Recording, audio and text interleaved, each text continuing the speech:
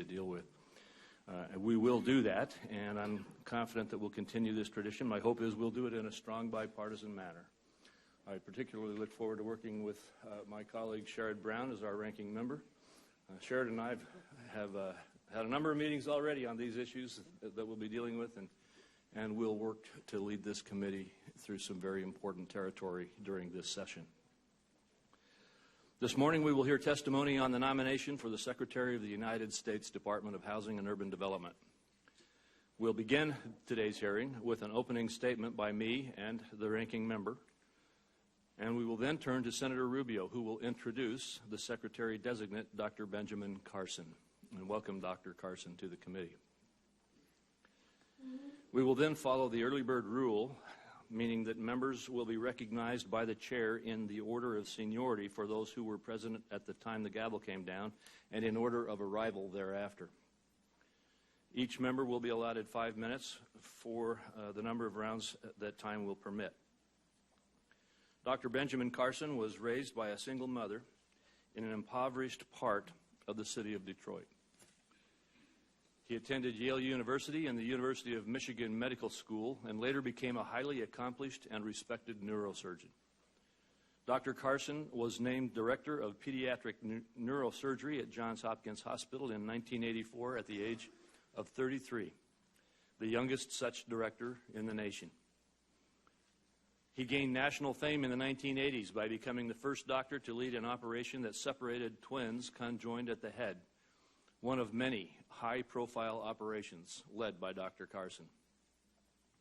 In addition to his successful career as a surgeon, Dr. Carson is also a decorated author, a speaker who has written numerous best-selling books on a range of topics. He also ran for president in this past election and spent months traveling the country and listening to the American people about the problems and issues that they face, including with respect to housing. Throughout his career, Dr. Carson has achieved a great deal of success. He has demonstrated a fervent intensity for improving the lives of his fellow Americans, and his intellect, leadership, and life experiences are unique, valuable assets for leading an agency like HUD.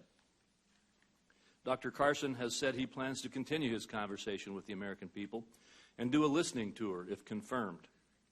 This is an encouraging sign that Dr. Carson wants to hear from stakeholders and, more importantly, from the American people. I hope to work with Dr. Carson on how to reimagine housing policy at HUD. I look forward to working on streamlining requirements for local public housing authorities, especially for smaller housing authorities. One example is the Small Public Housing Authority Opportunities Act, which seeks to encourage innovative approaches to determining tenant rents and to adjust the level of federal oversight over small housing authorities. We should also look at the Section 8 moving to work, rental assistance demonstration, and public housing programs where there has been interest in reform for many years.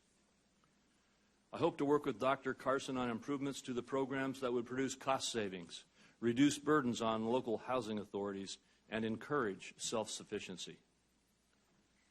Another issue this committee has worked on are home equity conversion mortgages, which we call around here HECMs. It's important that we evaluate these important parts of our system, and I look forward to working with you on that program as well, Dr. Carson. While the low-income housing tax credit is under Finance Committee's jurisdiction, it's very important to us in the U.S. housing market. It provides essential capital to underserved communities and provides key financing for small and rural affordable housing developments. Tackling our homelessness, especially among our nation's veterans, is another issue that is important to me and other members of this committee. It is critical that HUD allow local communities to craft solutions that work best for their community needs. I hope to work with Dr. Carson and with other members of this committee on these and many other issues of critical need. At this time, I'd like to ask unanimous consent to enter into the record 17 letters and other statements that have been submitted in support of Dr. Carson's nomination. I won't at this point read all of them. I suspect throughout the hearing we may read or reference to a number of these letters, but I do want to just highlight a couple of the first few. This includes letters from Bart Harvey, the former chair and CEO of Enterprise Community Partners, and a longtime affordable housing advocate. It also includes a bipartisan letter from 4 former HUD secretaries: Henry Cisneros, former Senator Mel Martinez, Alfonso Jackson, and Stephen Preston. Without objection, so ordered. I look forward to hearing from Dr. Carson today. Before we do that, though, we're going to turn first to Senator Brown. Thank you, Mr. Chairman. Thanks for holding this hearing. Congratulations on your new role in leading this committee. I echo what Senator Crapo said about his and my relationship. We've worked together in the Finance Committee on a number of issues and known each other for many years and had 3 or 4 already productive meetings since it was clear that he was going to be the chairman of this committee. Welcome our new members, Senator Schatz, Senator Van Hollen, Senator Cortez Masto, good to see you, Senator Kennedy, Senator Tillis, and Senator Perdue. Glad that all of you are on the committee. I look forward to working with each of you. Dr. Carson, I welcome you. Mrs. Carson, it was nice to meet you today, and I have not yet met your sons, but I have not met your lovely little granddaughter. I know you have a couple other granddaughters that couldn't make it today. I want to thank you for your willingness to serve our country along with your husband and father and grandfather. As Chairman Crapo noted, Dr. Carson's a distinguished neurosurgeon. His remarkable life story is well known to all of us and to millions of Americans. He's an inspiration and a testament to the American dream. Much as we might wish otherwise, many children won't have the same combination of fortitude and a firm hand and a good fortune that allowed Dr. Carson to rise to the highest levels of medicine and the highest levels of our society. For some perspective, one study of medical students showed that only about 5% came from households with incomes under $20,000. Different research has shown that only 1 in 13 Americans will move from the lowest income quintile to the highest over a lifetime. Of course, we encourage and should encourage children and adults to follow Dr. Carson's example of getting a good education, working hard, and all that he has done. We should bear in mind, though, that many still face significant barriers to realizing that potential. For those who cannot overcome the odds on their own, should we not help them? Dr. Carson has repeatedly commented that government assistance programs are harmful. He wrote that in the wake of the civil rights movement, quote, racist people from both parties adopted a paternalistic attitude toward African Americans and enacted federal and state programs designed to take care of people who couldn't take care of themselves, people who were ignorant, stupid, or just plain lazy. Why would we do this? To again quote Dr. Carson, the only reason I can imagine that it would be a good idea for government to foster dependency in large groups of citizens is to cultivate a dependable voting bloc that will guarantee continued power as long as entitlements are provided. Dr. Carson has suggested that all assistance programs should be cut by 10% a year until the budget is balanced, without exceptions, without regard to whether the population served is vulnerable.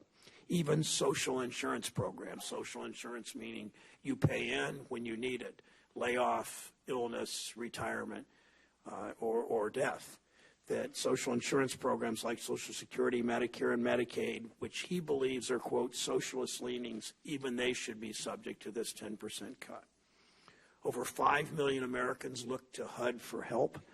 We're reaching only 1 of 4 eligible families. Many end up on years-long waiting lists simply because of lack of funding. They qualify, they're in the waiting list because there are not enough dollars available. A 10% cut, in addition to what to the shortages we now have, a 10% cut, or the inadequacies we have, a 10% cut would send hundreds of thousands of families into a tailspin. For some, literally, it might be a matter of life and death. I should note that Dr. Carson's made clear that he thinks criticisms of his views on federal assistance are unwarranted. So today is an opportunity for him to shed more light on these seemingly contradictory views of federal assistance. I appreciated our individual time we had earlier this week to begin to explore that. We want to know more. Since 1968, HUD has been charged with ensuring that all people, regardless of race, regardless of ethnicity, or whether they have a disability, that all people have fair and equal access to housing, and that its grantees affirmatively further, that's the language, affirmatively further this policy. Here, too, Dr. Carson has been critical. In one of the few statements he's made on the subject of this hearing and the subject of his new job, and one of the few statements he has made on housing policy, he called into question more than 4 decades of civil rights law. He disparaged HUD's efforts to reduce segregation as, quote, social engineering schemes designed to legislate racial equality. When Dr. Carson and I met a couple of days ago, we discussed the tragic effects of lead in my state and nationwide. Dr. Carson knows better than the rest of us, in a more scientific way, if you will, the terrible price that children in society pay for the legacy of lead in paint, industrial settings, and in water. I appreciate our conversation and look forward to hearing more about his views on HUD's role in removing lead hazards. Throughout his campaign, the President-elect promised to rebuild America's cities, which he labeled hellholes. Mr. Trump spelled out his views in this document, his, quote, New Deal for Black America, with a plan for urban renewal. The plan covers issues such as school choice, investing in law enforcement, trade, of course, tax reform, and infrastructure investment. But at a time when more than 11 million families pay more than half their income towards rent. Think of that. 11 million families spend more than half their income on rent. 500,000 people have no place to call home. The President-elect, the President-elect's plan has nothing about housing. Dr. Carson, I know you and the President-elect have talked at length about his urban renewal agenda. I'm glad we had the chance today to learn more about that agenda, the role housing will play, and how you will help to deliver on his promises to create safer communities and better infrastructure, including and especially in light of your charge, including our public housing stock. Welcome again to you, to Candy, to your family, and in front of the committee. Thank you. Thank you, Senator Brown. We are honored today to have Senator Marco Rubio from Florida to introduce Dr. Carson. And Senator Rubio, the floor is yours. Thank you, Mr. Chairman. Thank you to the members. Thank you to Dr. Carson for his willingness to serve our country in this role. I'm honored to be here to introduce my friend and a fellow Floridian, Dr. Ben Carson, who's President-elect Trump's nominee to be the Secretary of HUD. I'll begin by acknowledging that I didn't have a chance to interact with Dr. Carson much until about 2015 when both him and I ran for higher office, and many of those interactions were on stage in front of millions of people over 2.5 hours under hot lights, answering tough questions. I did have an interaction in the summer of 2015 in Iowa. He may not remember this, but I was feeling very sick that day, ran into him into the lobby of a hotel, said, I'm not feeling good today, Doc. And he said, well, tell me what you're feeling. I described my symptoms, and Dr. Carson said, yeah, it sounds like you're sick.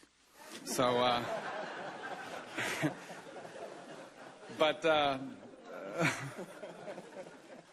all that aside, I've gotten to know him and his family through this process. You learn a lot about someone by watching him in a circumstance and in a situation such as that of running for President of the United States. And but you also learn a lot because he's clearly an extraordinary and accomplished individual, someone who has been blessed with the gift of saving lives by performing surgeries that few, if any, in the world would have undertaken. Dr. Carson is supremely accomplished in his professional life. Even though his accomplishments in his professional life are extraordinary, I believe he's even a more extraordinary person. He's a man of limitless compassion and of concern for others, a man who has never forgotten where he started out in life and all the obstacles that he had to overcome to achieve the American dream, and a man who has devoted his life in public service. He's been a mentor, a generous giver of his time, a founder of a successful nonprofit, all designed to help remove the obstacles that he faced from other Americans. As the Secretary of HUD, Dr. Carson will encounter a department that is broken in many regards. It is a vast, sprawling bureaucracy that reaches all corners of our country. It's based here in Washington, but its most important work doesn't even take place here. It takes place out in the communities where they have housing facilities or provide assistance to people. I've seen with my own eyes the major challenges HUD faces and of its consequences on real people Specifically, I've seen how lapses, incompetence, and a lack of accountability in the HUD inspection process has endangered the lives of men, women, and children, and not just in Florida, but all across this country. HUD needs a leader who knows how to overcome tough obstacles, someone who, when told you'll never be able to do that, finds the way to do that and does it well. Well, that is what Ben Carson has done his entire life.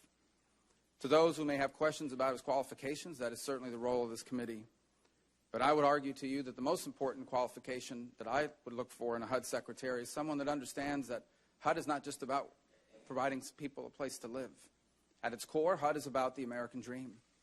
HUD is about the belief that those who have been left behind and have suffered and have fallen down, we need to give them a chance to stand back up on their own 2 feet and achieve a better life.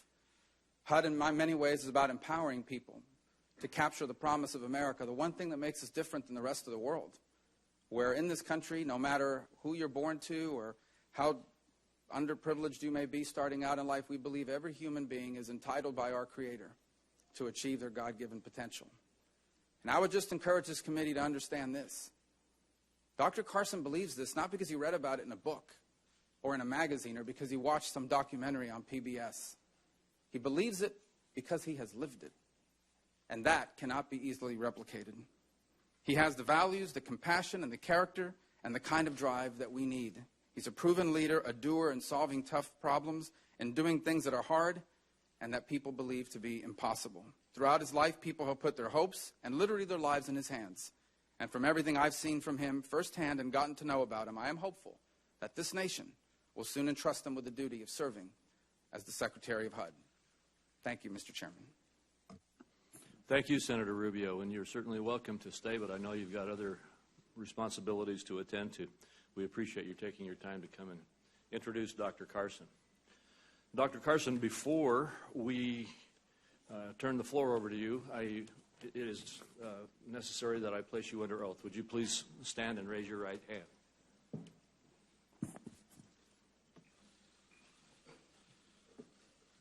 Do you swear or affirm that the testimony that you are about to give is the truth, the whole truth, and nothing but the truth, so help you God? I do. Do you agree to appear and testify before any duly constituted committee of the Senate? I do. You may say that. Dr. Carson, your written statement will be made a part of the record in its entirety, and you may now make your oral statement as you choose. Thank you. Well, thank you so much, Mr. Chairman. May I interrupt you before you get started? I should have said I encourage you to introduce your family. I think you were about to do that anyway, but yes.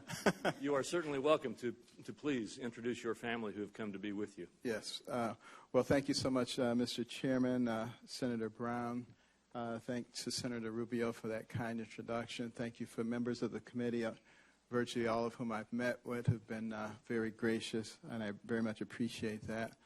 Thanks also to President-elect Trump for his friendship, leadership, and for his trust for such an important role.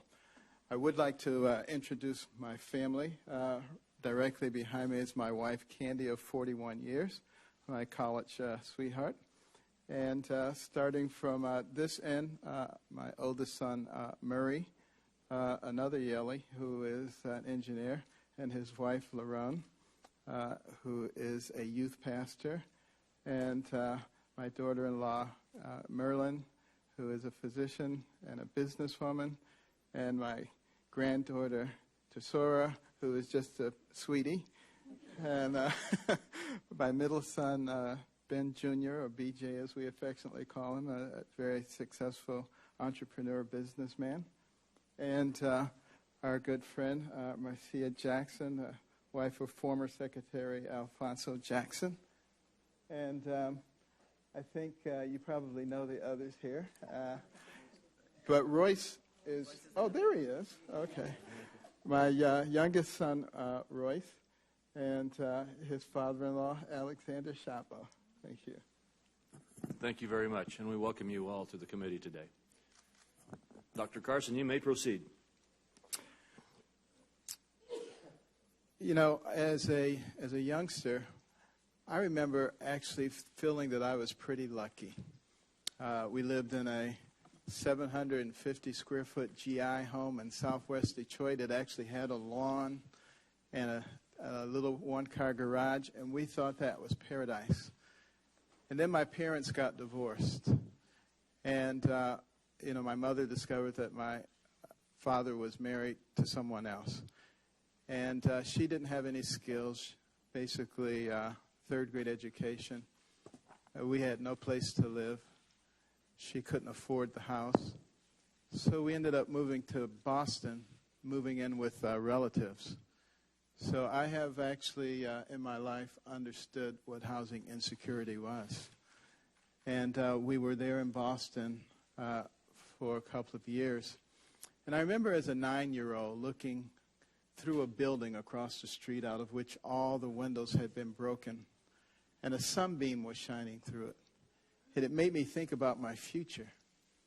I remember thinking that I probably would never live to be 25, because this is what I saw around me. But my mother had very different ideals.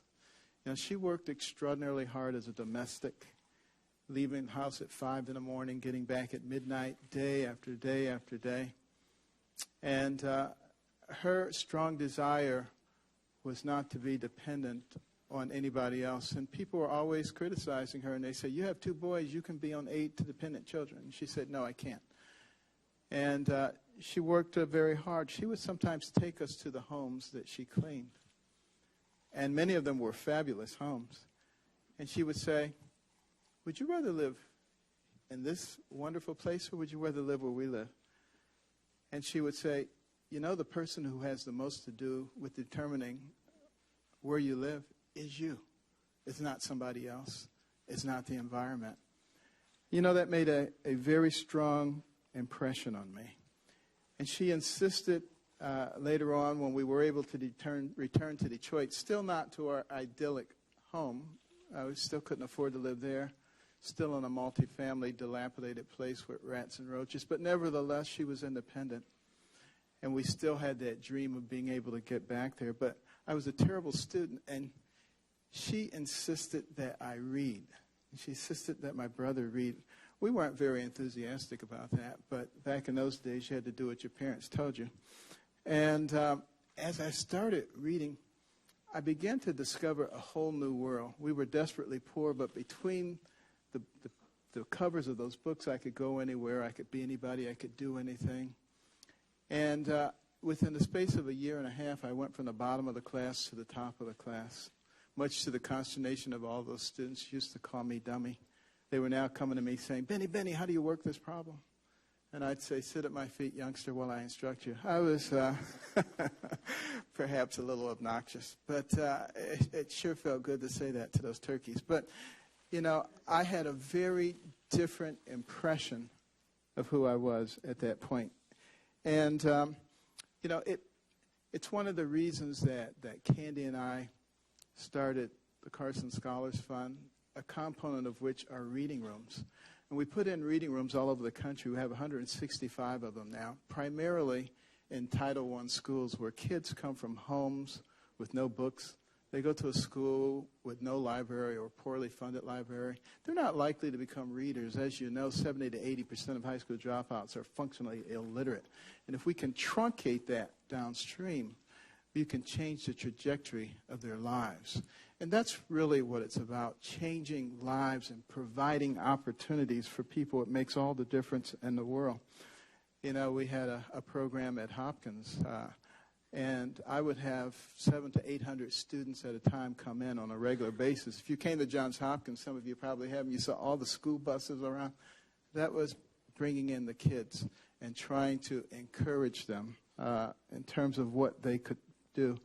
And I got involved in a lot of the programs in Baltimore with the East Baltimore Community Development, Inc., and with the community school and with all the schools and the mayors. And, that was a very important part of my life, even though I was an extraordinarily busy surgeon.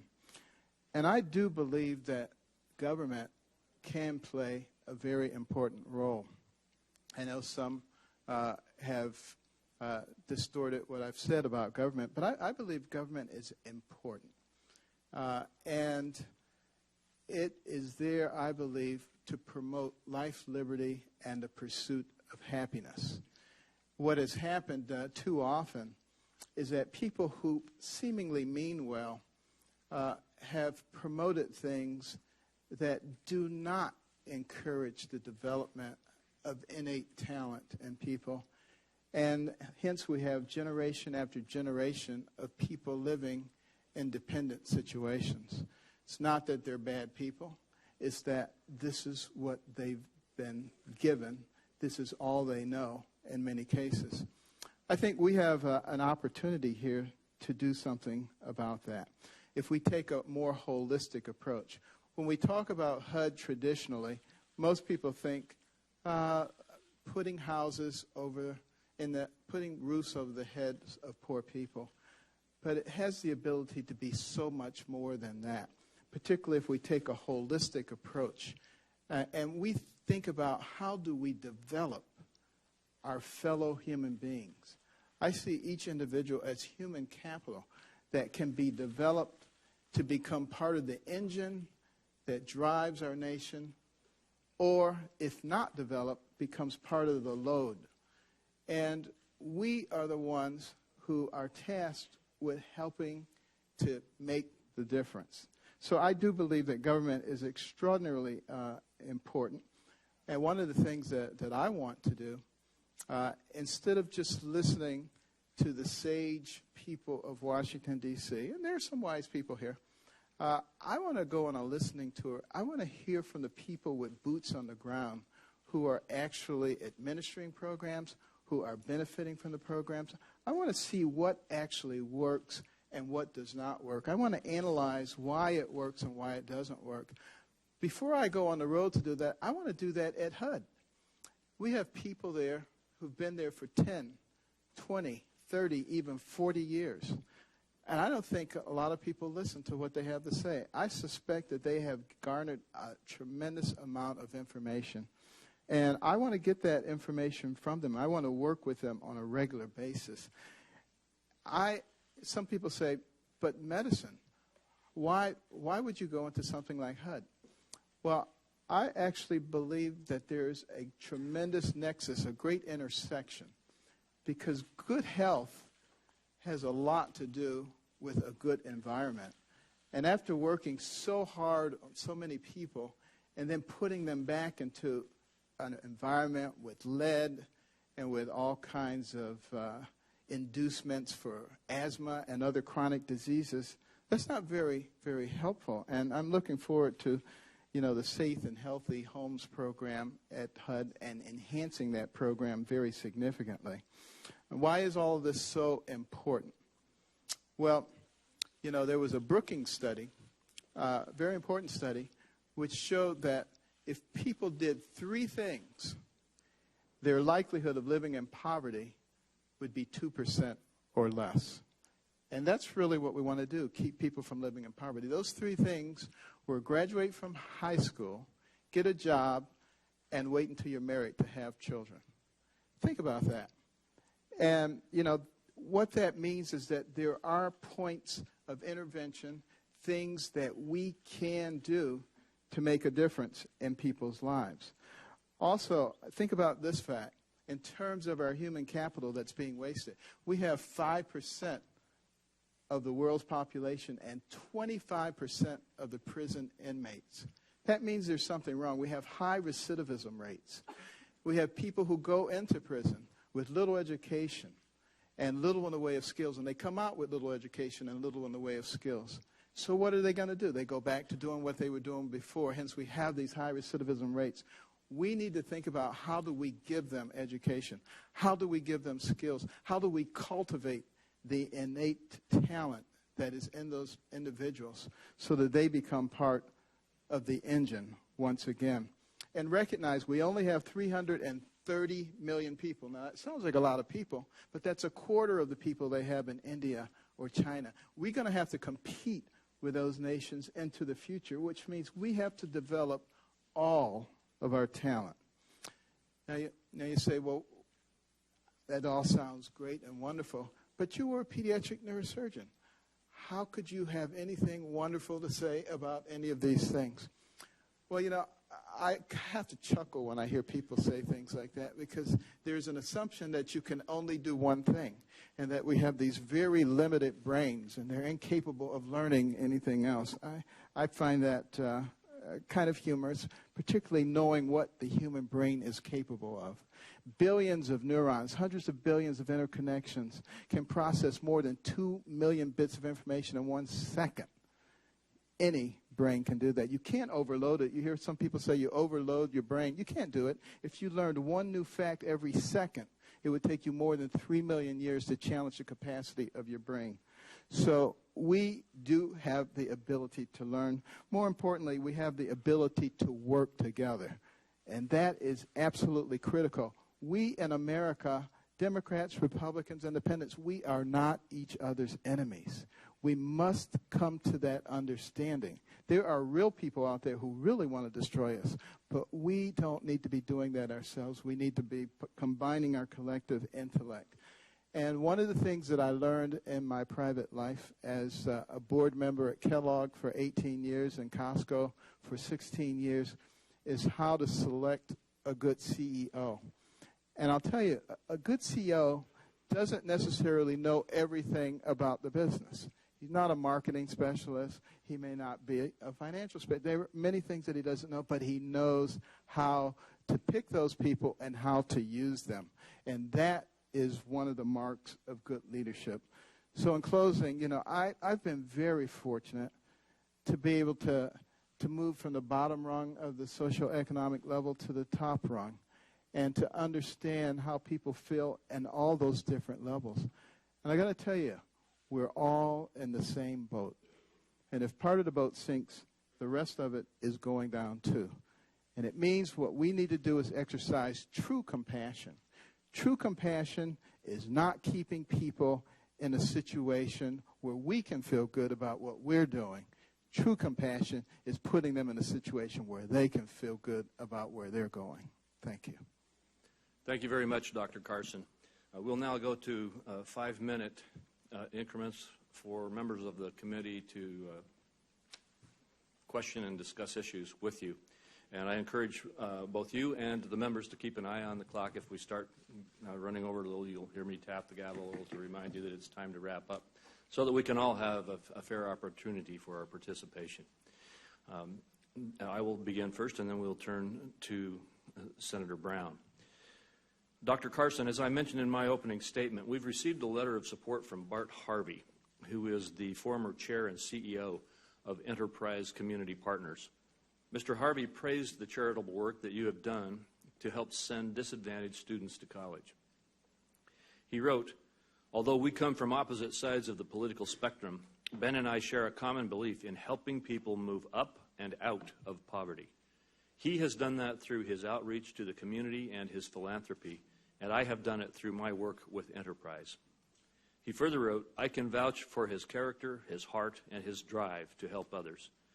Given HUD's role in the fight against poverty and for increased opportunity, I believe he can bring these issues to the national attention that they deserve." Dr. Carson, how will your experiences working with the surrounding community at Johns Hopkins and through the Carson Scholars Help Fund help you run the Department of Housing and Urban Development? Well, having had an opportunity to interact with a lot of people in Baltimore, and particularly in East Baltimore, which many of you know is not necessarily a very affluent area, and that's putting it mildly, and understanding a lot of their housing needs, because many of my patients came out of that environment, an environment where I saw children with pica, with lead poisoning chronically, and what that did to them intellectually, what it did to them medically. Saw so many children with asthma, which is induced in most of those cases by environmental influences. And recognizing that if we can give those people hope, then they can move out of that situation. But giving them hope starts with giving them a safe and a productive environment. And understanding that and understanding how you create those environments is something that I think is going to make a very big difference. And that's one of the reasons that I have already looked at some of the places in Baltimore and talked to the housing commissioner here in Washington, D.C., and talked to a commissioner in Atlanta earlier this week, and I've talked to multiple mayors, and they've given me their take, but they've also invited me to come and look at the places where they are, both the good and the bad.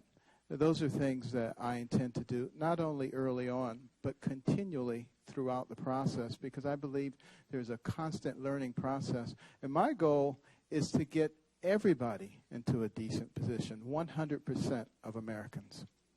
Thank you. And Dr. Carson, I know that you've heard some criticism of your alleged positions with regard to public assistance to the poor. You've heard some today.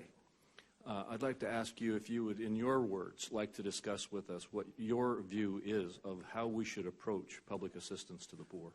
I believe that we in America are compassionate.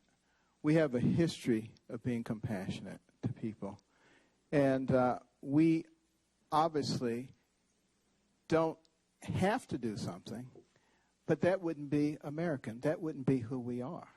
Of course, I feel very strongly that we should do everything we can, not only because we're compassionate, but also because we're smart, because we recognize that for every one of our people that we do not develop, it's someone whose talent is not contributing to the moving forward of this nation.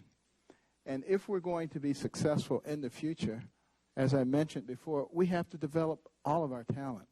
So for people to imply that I don't understand that or don't want to do anything for poor people, I believe that they perhaps are only looking at words that have been skewed and not at actions. Thank you. And we just have about 30 seconds left, so I'll ask you very quickly. You've been nominated to run the Department of Housing and Urban Development. I think everyone on the committee is familiar with your impressive life story.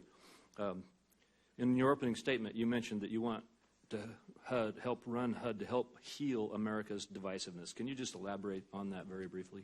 Yes.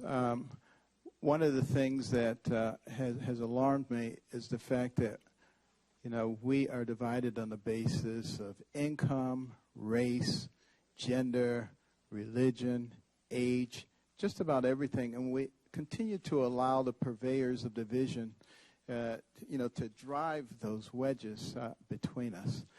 I believe that HUD is particularly well positioned to bring some healing in this area by truly manifesting fairness toward people, by truly getting people involved with each other. I want to work to bring mentorship programs. We have a lot of very successful people who can mentor young people who are in more desperate situations and show them a different way. We have public-private partnerships, which are win-win situations. Those are the kinds of things that are extraordinarily helpful. There are some who will always say to the government, give us more money, we need more money for this program and that program. Yes, it would be wonderful if there was an unlimited pot of money, but the place where there is a lot of money is in the private sector. And what we have to concentrate on is helping the private sector to recognize that in the long run, the private sector does better when we develop all of our people. Thank you very much. Senator Brown. Thank you, Mr. Chairman. I'd like to begin by asking Nancy to enter in the record letters that I've received, and our staffs can work together to make sure we're not duplicating that. You see, if you would. Without objection. Thank you. And I also wanted to announce, and I neglected my opening statement, that Senators Reed from Rhode Island and Warner from Virginia both have responsibilities as ranking members on armed services and intelligence to do hearings on confirmation hearings today, and could not join us, but wanted to be here. So I wanted to say that. Thank you for your statements. I appreciate the many of the ideas and goals you expressed. Some, however, as you I think know by now, are inconsistent with statements you've made over the past few years. If confirmed, I think you understand you'll be held to the ideas you've expressed today, not ones necessarily you may have written or talked about in a presidential race. You testified that you want to make communities more inclusive. This seems at odds with one of the only housing policies that prior to this nomination that you have taken a public stand on, fair housing. As I mentioned, your 2015 column in the Washington Times critiqued HUD's then new rule to affirmatively further fair housing. You characterized that rule as a government-engineered attempt to legislate racial equality. You likened it to a failed socialist experiment. Please elaborate for this committee on your view of HUD's role implementing the Fair Housing Act, especially including the requirement that HUD's grantees affirmatively further fair housing. Well, thank you, Senator Brown, for that question and an opportunity to actually explain that because it has been distorted by many people. As you probably know, that act says that we want people who are receiving HUD grants to look around and see if they find anything that looks like discrimination. And then we want them to come up with a solution on how to solve the problem.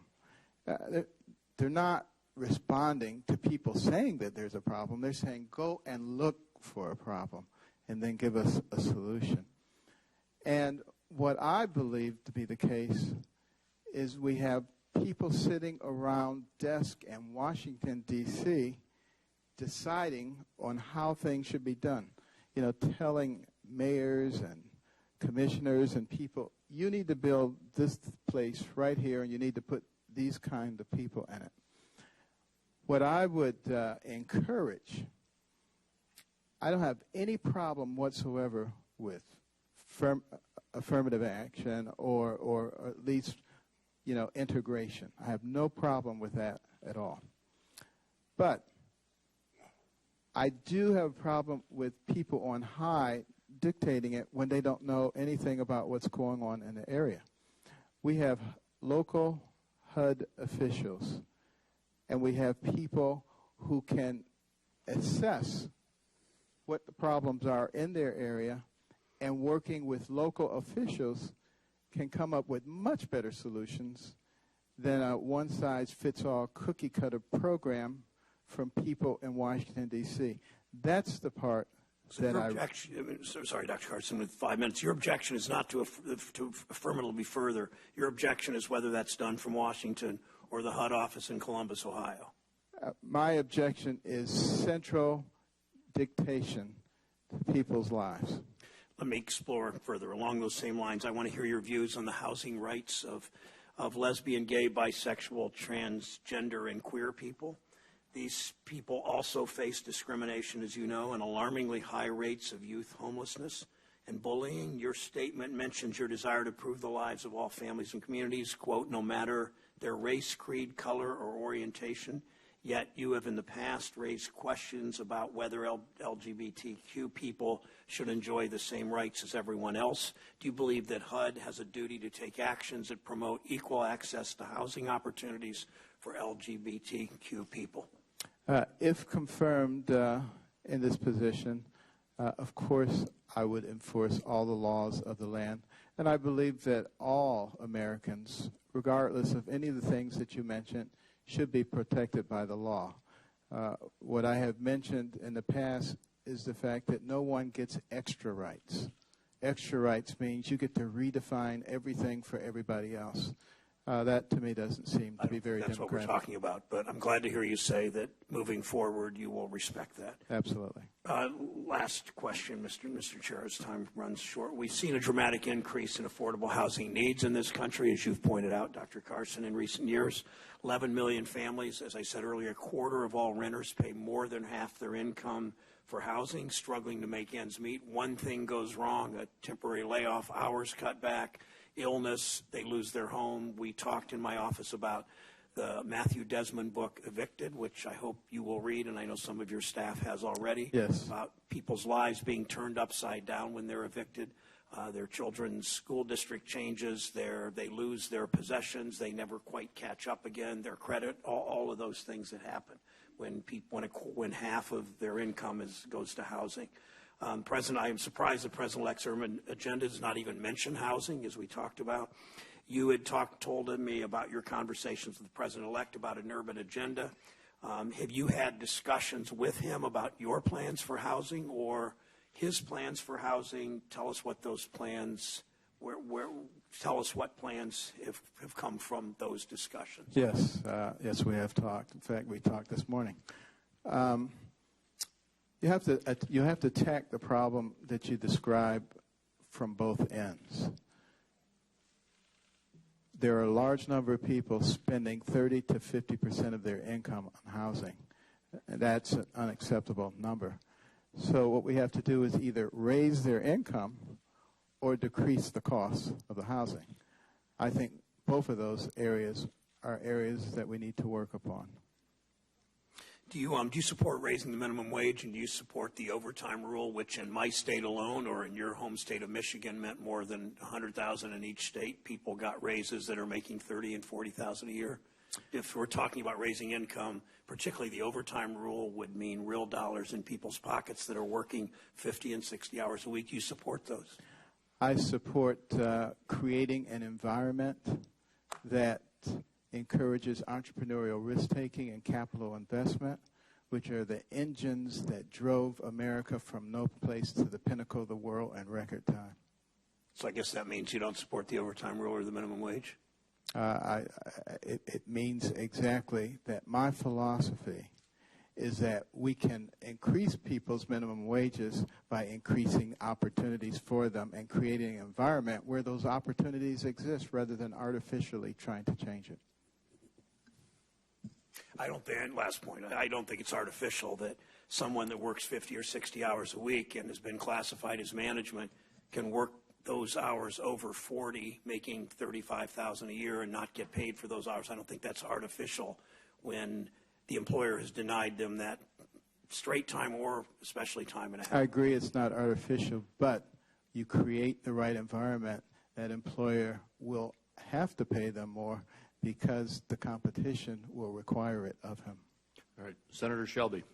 Thank you, Mr. Chairman. Dr. Carson, I want to first, again, thank you for accepting this nomination. Thank you. And I want to do, a lot of us want to do everything we can to expedite this nomination. I'm going to do a little of it this morning by not using all of my 5 minutes. But we appreciate you, and we appreciate what you are and what you stand for, what you've done, and what you could do in the housing area. Thank you. I think you're very wise to go on a listening tour. You can learn things because all the wisdom is not here at HUD, but there's some there because you referenced that earlier. There's experience there. But housing goes to the very essence of a family and opportunities and a neighborhood and then a town or a city and a nation, as you know. We've got to do, there are a lot of broken things. I don't know all the answers. I've been on this committee, it's my 31st year, and I've seen a lot of HUD secretaries come and go. You can make a difference, and I believe you're taking that job to make a difference. Thank you. In the interest of time, and of course you're not there yet, I know that, I have 6 questions. I'm not going to read them all to you, but I'd like to get them answered not before you're confirmed, but after you're settled down. Absolutely. The question deals with FHA mortgage insurance premiums. Another deals with distress asset stabilization program. These are just topics. One deals with down payments, FHA. The other one is HUD spending, considering the national debt. The other is HUD and DOJ enforcement, dealing with fraud and everything that deals there. You'll have a big point. Risk sharing, there's a difference between the way the VA Farrah's loan program works and FHA, which comes under you, works, and so forth. But I'd like to submit, Mr. Chairman, these questions for the record to be answered by the future HUD Secretary, but not today. Interest of time, I'll yield back my time in the interest of getting you confirmed. Thank you. All very important issues, by the way, and I'll be very happy to answer those. Thank you, Senator Shelby. I appreciate the precedent that you have just set. Senator Menendez. I appreciate and love Senator Shelby, but I'm not going to follow his precedent. So, let me say, Dr. Carson, congratulations on your nomination. Thank you. And Thesaura, is it, your granddaughter? Tesora, yes. She's got the right idea. She has her pink earphones on, so it's not an option that you have in the hearing, but nonetheless. Let me say, in preparing for this hearing and reviewing your background, I learned that we grew up in similar circumstances. We both were raised in neighborhoods with fewer opportunities, whether it be Detroit, Boston, or Union City, New Jersey. I grew up in a tenement, and we both had parents who worked twice as hard and made half as much as those in more privileged communities. We both had devoted mothers who were willing to sacrifice everything and anything to give us a chance to succeed. And you did succeed with many notable accomplishments in your field of pediatric neurosurgery. But you're nominated to lead an agency in a completely different field, and our job is to assess your fitness to lead HUD.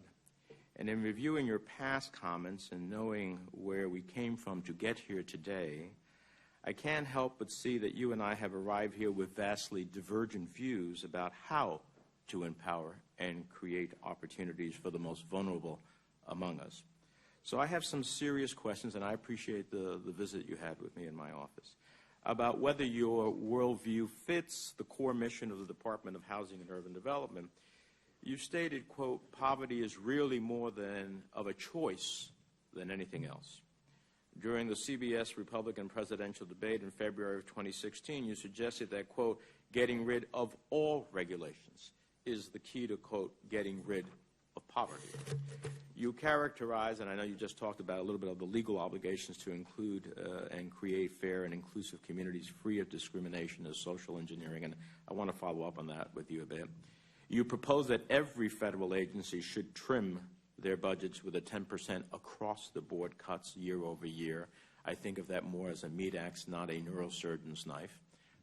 And I am concerned that it appears that you believe that some of the very programs that I have come to know as a mayor, as a state legislature, as a member of Congress, to empower, promote, and improve our communities, encourage what you call dependency. So given that record of your views about poverty and housing, you know, I'd like to get a sense from you, do you truly believe in the mission of HUD? For instance, should the government continue to provide rental assistance to the more than 4.5 million low-income households across this country who are currently receiving it and who use that to find a place to call home? Thank you, Senator, for that question. First of all, if you've followed carefully what I've been saying, the concept of cutting across all the different departments was presented as a concept. In other words, not favoring one group or another group. I've modified that much later on to 1%. But the point being, we can never seem to cut because people have their programs and they say this one's sacred and this one's not. So the point being, if we can find a number on which we can agree and begin to cut back, we can start thinking about fiscal responsibility. Bear in mind, we are approaching a $20 trillion national debt. I appreciate that. My specific question is, do you agree that the government should continue to provide rental assistance to the more than 4.5 million low-income households across this country? I think the rental assistance program is essential.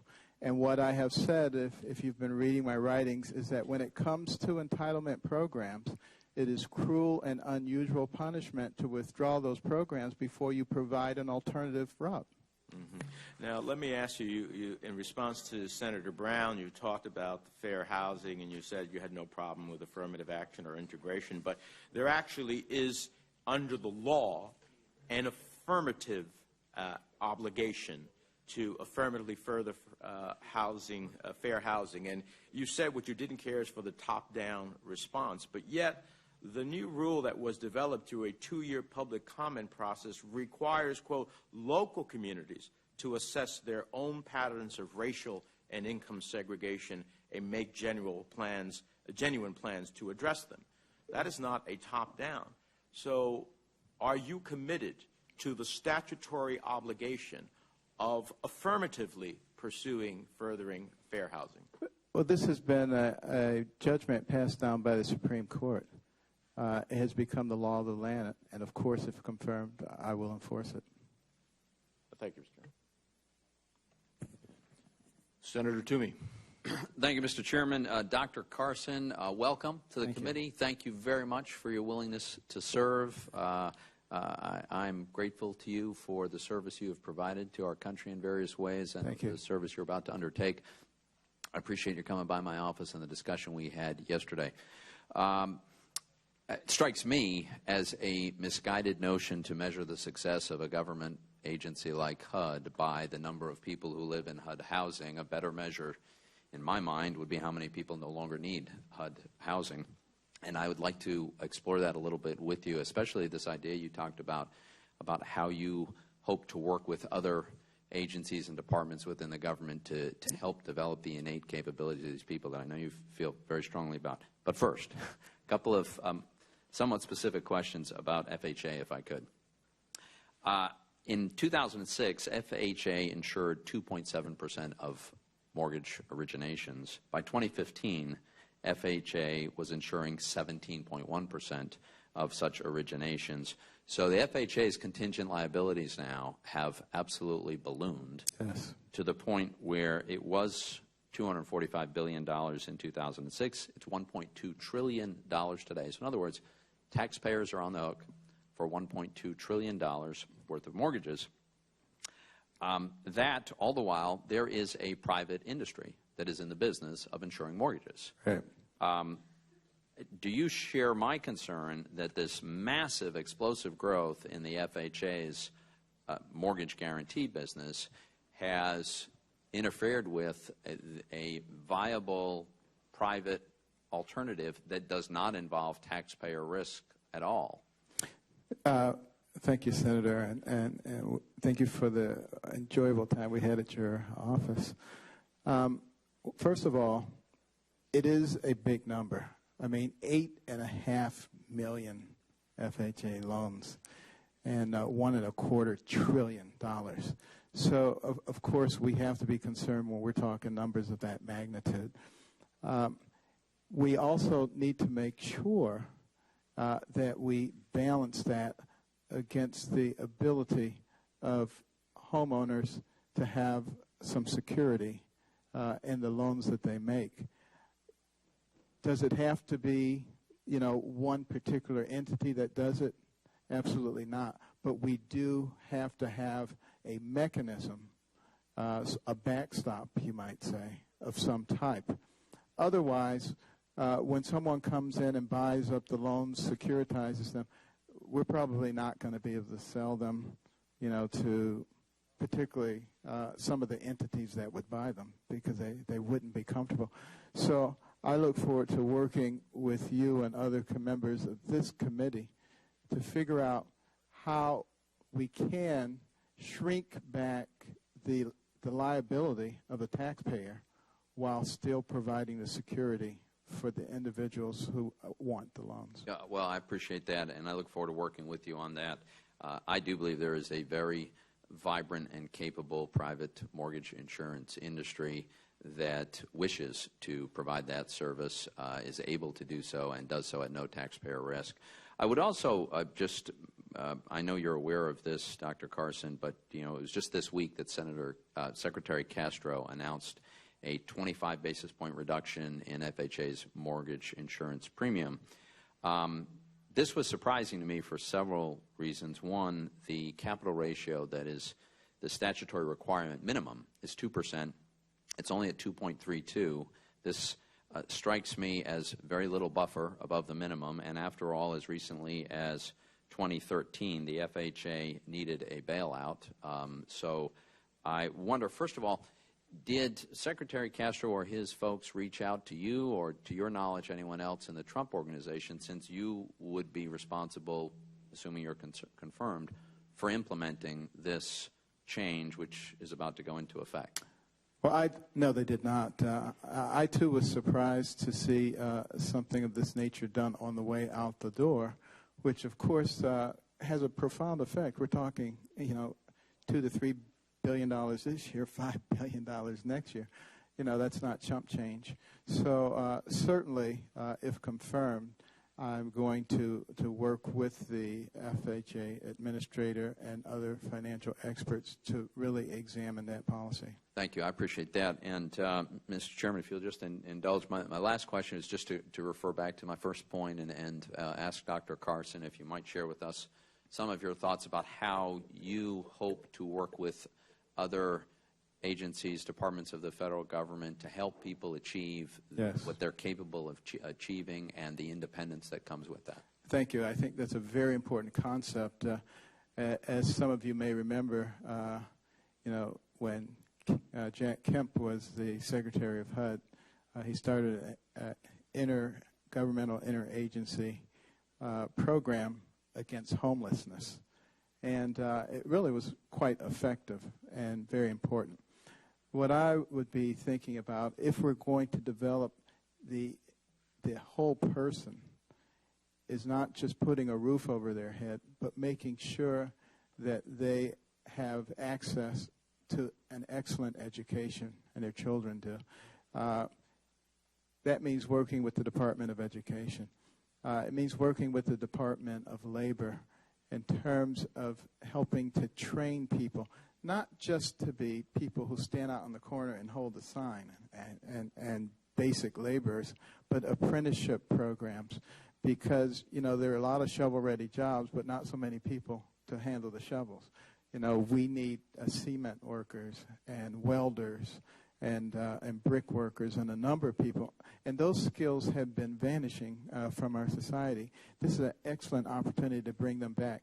Not only does it give the person an immediate job, but it provides them with a mechanism to climb the ladders of opportunity in our society and gives them stability beyond what we in the government would be facilitating, and that should be our goal. And several other areas. Transportation is absolutely crucial.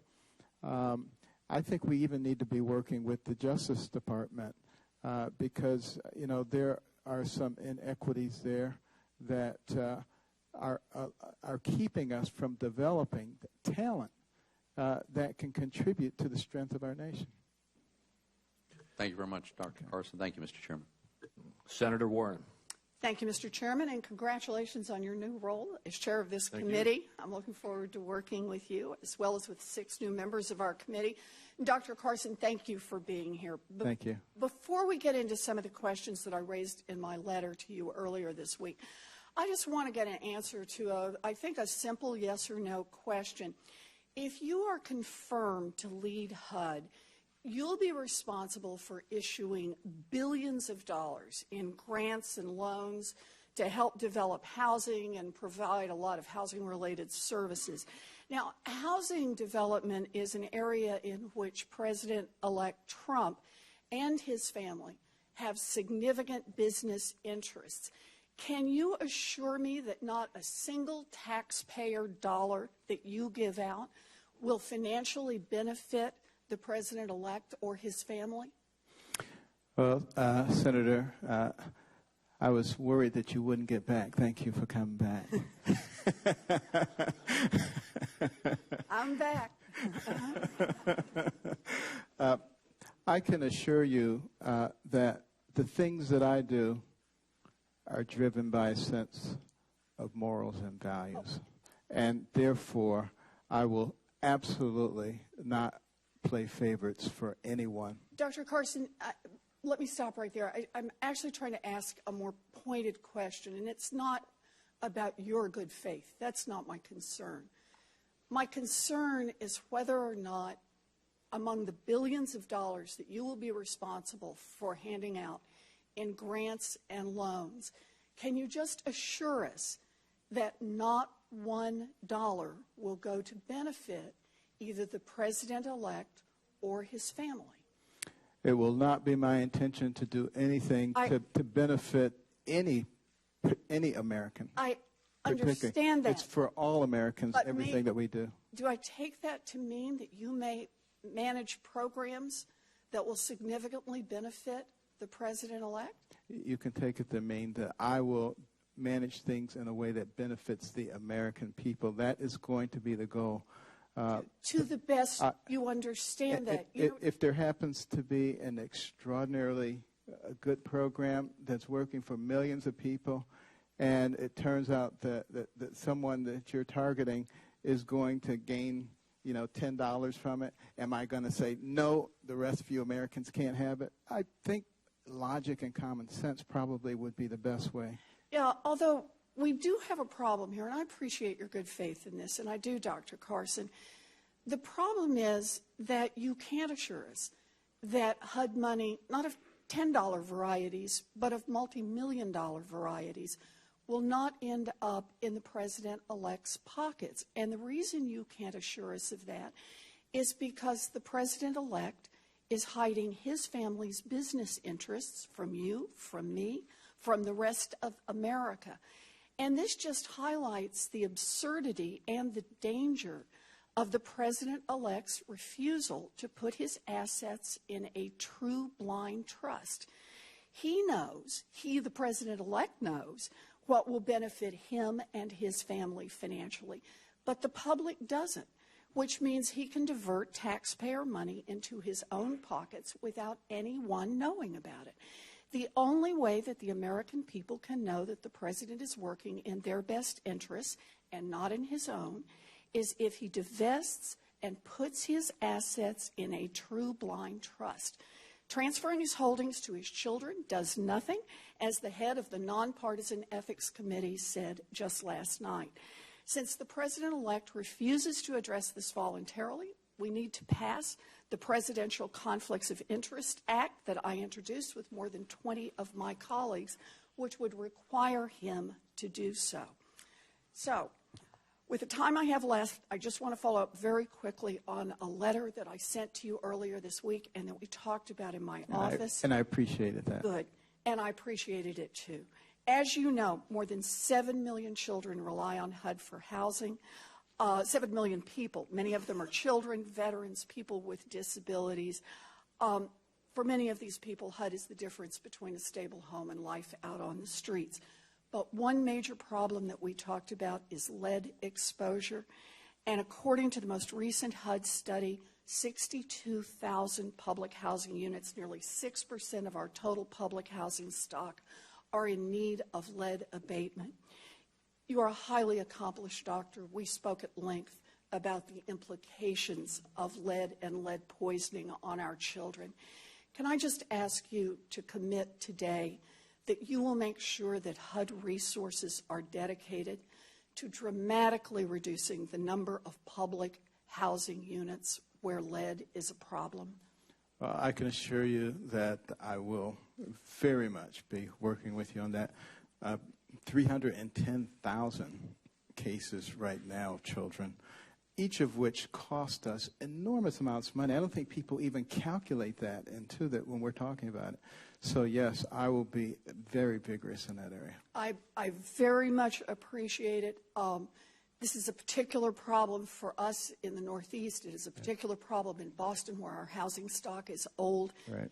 And it is absolutely critical that we get the lead out of these housing units and that our children have a chance to grow up without being injured by our own negligence. I look forward to working with you. Thank you for your leadership in that area. Thank you. Thank you, Dr. Carson. Senator Heller. Mr. Chairman, thank you, and congratulations on the new chairmanship. Thank you. I look forward to working with you. And Dr. Carson, it's good to see you, and I welcome you, and congratulations on your nominee and for your family. Thank you. I think that's wonderful. And I still fondly remember Ben Jr. Out in Carson City, Nevada, at a parade that we had, and then he came over to a chili feed. I don't know how much chili he ate, but his presence was appreciated. So thank you very much for taking that time.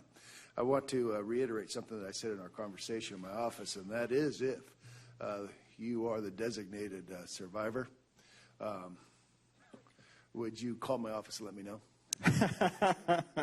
Absolutely. I got a couple of questions for you, and I think it's just actually, I got a lot of questions for you, but a couple of basic questions that I think every HUD secretary should be asked. And question number one is, do you believe that everybody should own a home? I believe that everybody should have an opportunity to own a home. Do you believe that we should preserve and protect the 30-year home loan mortgage? I believe the 30-year home loan mortgage has enabled millions of Americans to achieve the American dream. I think there are probably a number of ways to preserve that dream. Do you support a federal government backstop like Fannie or Freddie or any other entity similar to that of the U.S. housing financial markets? I do support some type of backstop, but I also am very much in favor of introducing more private entities into the market. You'll be willing to work with this committee on what alternatives those may be? I very much look forward to doing that. Dr. Carson, I appreciate that answer. Let me go to another topic, and that's the fact that we have over 300,000 veterans in the state of Nevada. Las Vegas and Reno, veteran homelessness remains a very serious problem. But things have gotten a little better, and thankful to the private sector and people getting involved and helping, but it still remains an issue. We have 200 veterans in Reno that have qualified for vouchers to help pay for rent. There's still about 50 vouchers available. My question is, how will you continue to help the homeless veteran, and how will HUD better coordinate the efforts with the VA, nonprofits, and community organization to help these veterans that are in need?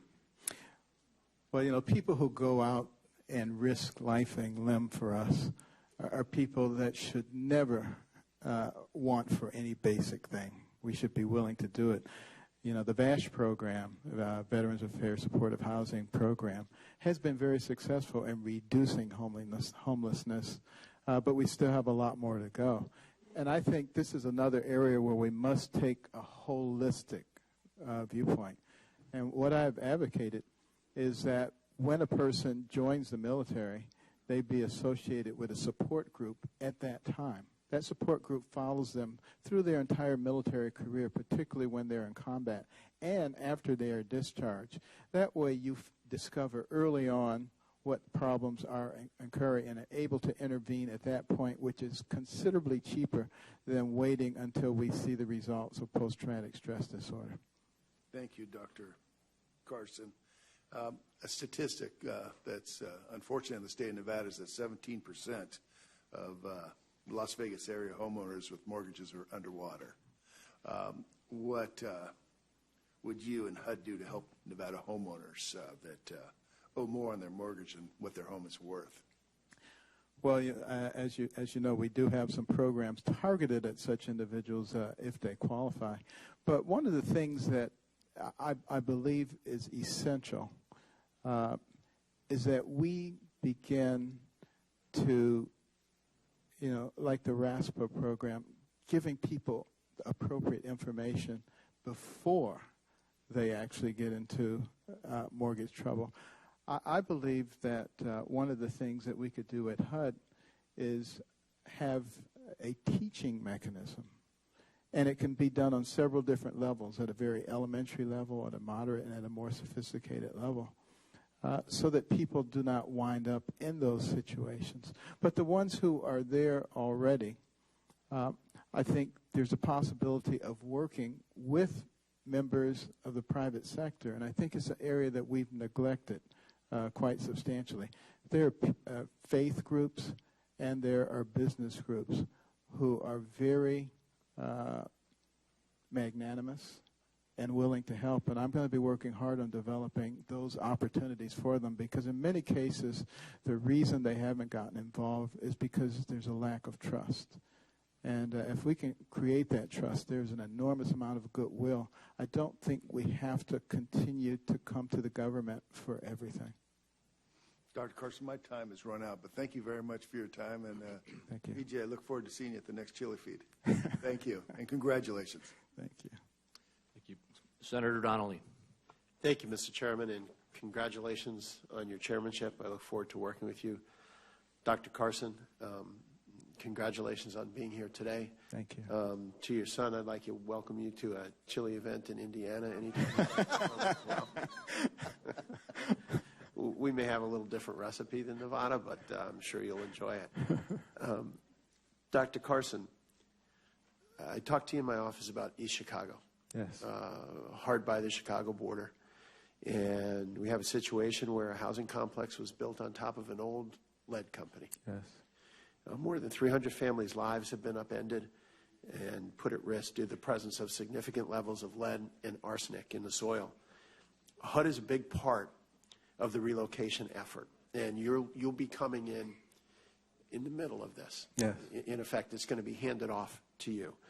And roughly half the residents are still on site, half the residents we've been able to move. We're pursuing emergency HUD funding for the safety and security and ultimately the demolition of the complex.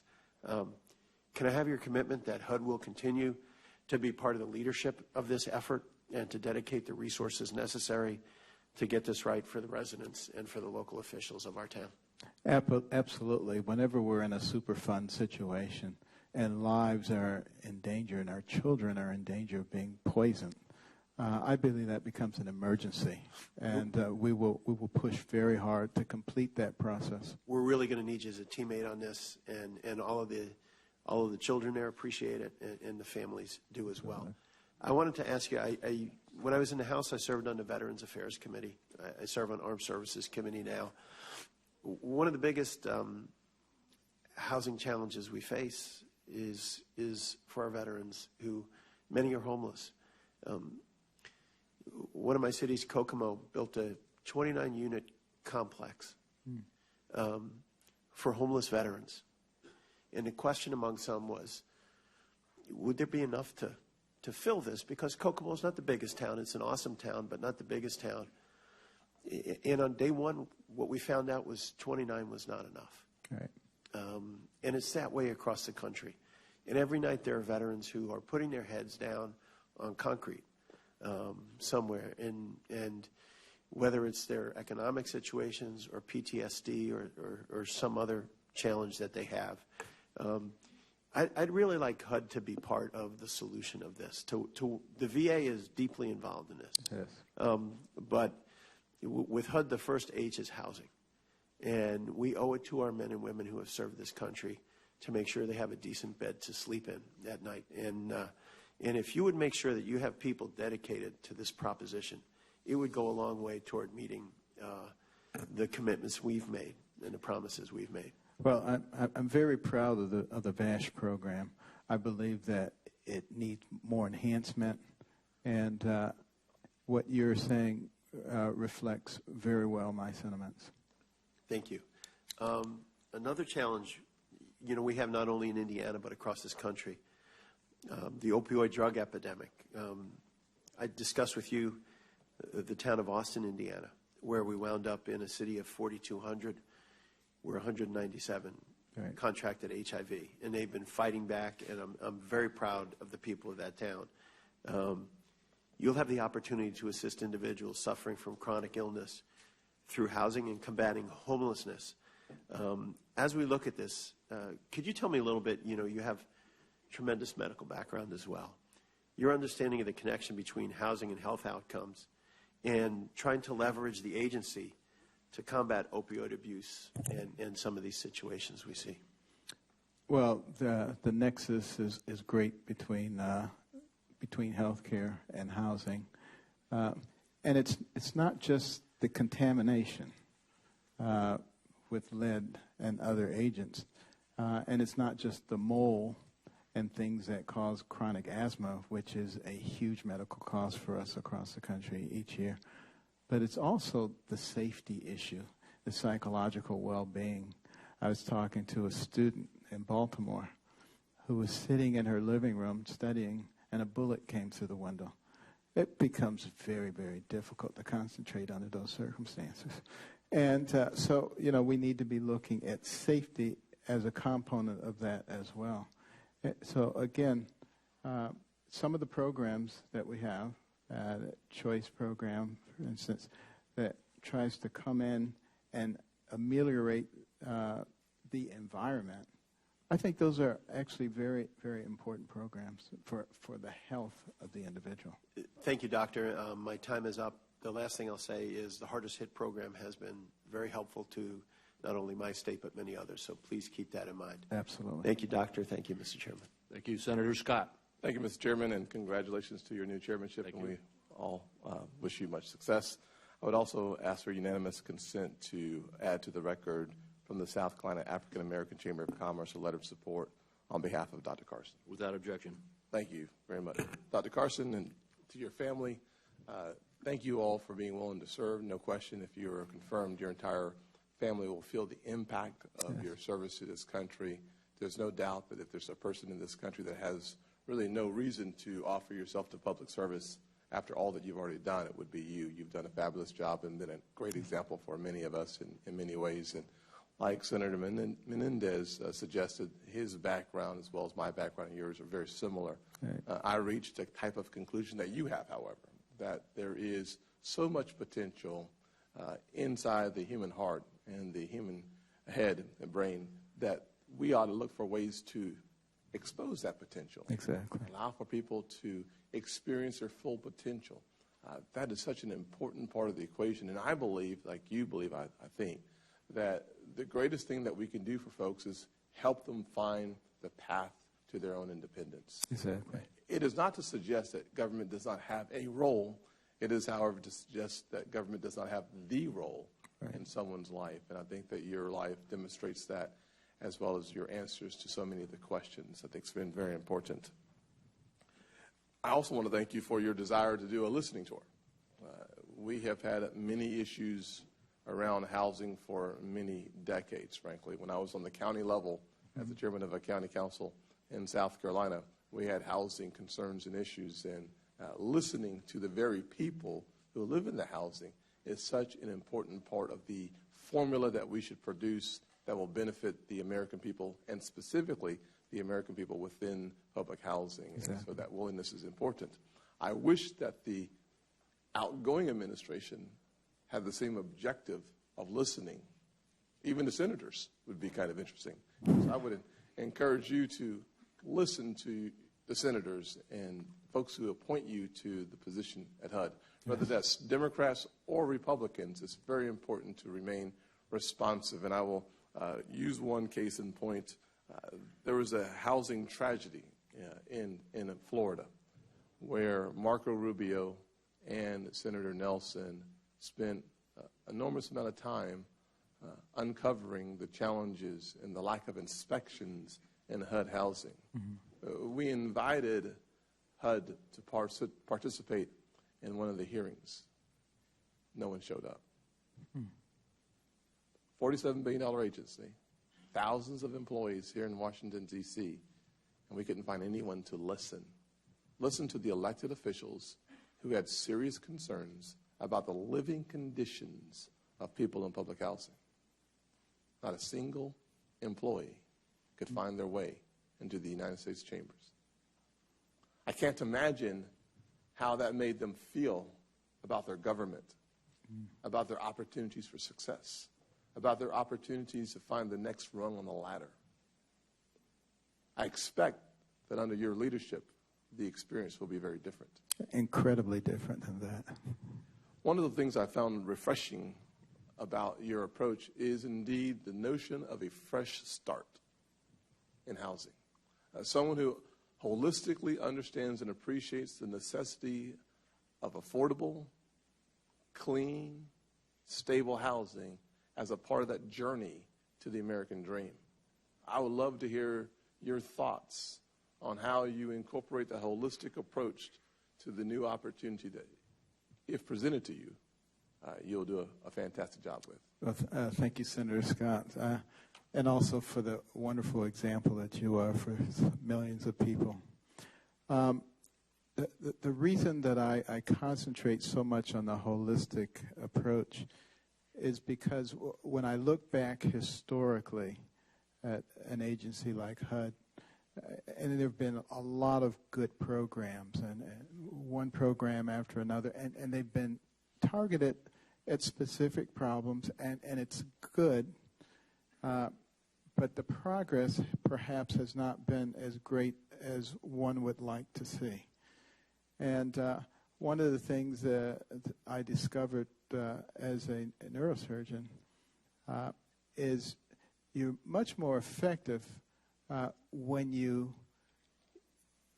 bring in a bigger picture view of things. Don't just look at, the tumor that somebody has in their brain, but, look at the whole person and how can you bring health to this entire individual, and how can you then put them into an environment where they can thrive? And that's the same principle that I'm looking at here. The programs that have been enacted in HUD over the years, they're good programs, but in and of themselves, they're not bringing about the elevation of large numbers of people. And that's what we're really looking for. We don't want it to be a way of life. We want it to be a Band-Aid and a springboard to move forward. So that's why I place so much emphasis on education. And that's why I place so much emphasis on health care.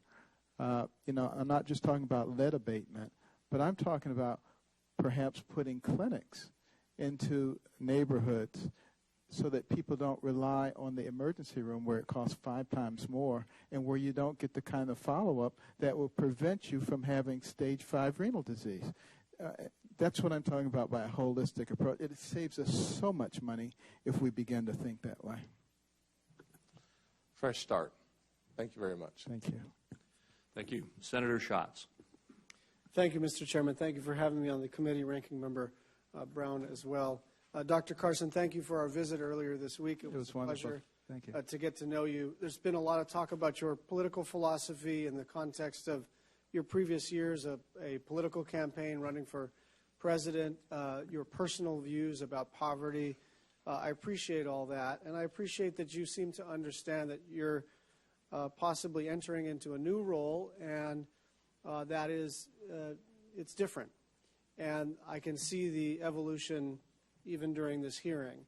But let me just talk about where the rubber hits the road when it comes to leading an agency, and that is in advocacy for the budget. In the end, in the presidential budget process and the appropriations process at this authorizing level, I need to know that you're going to advocate for the HUD budget.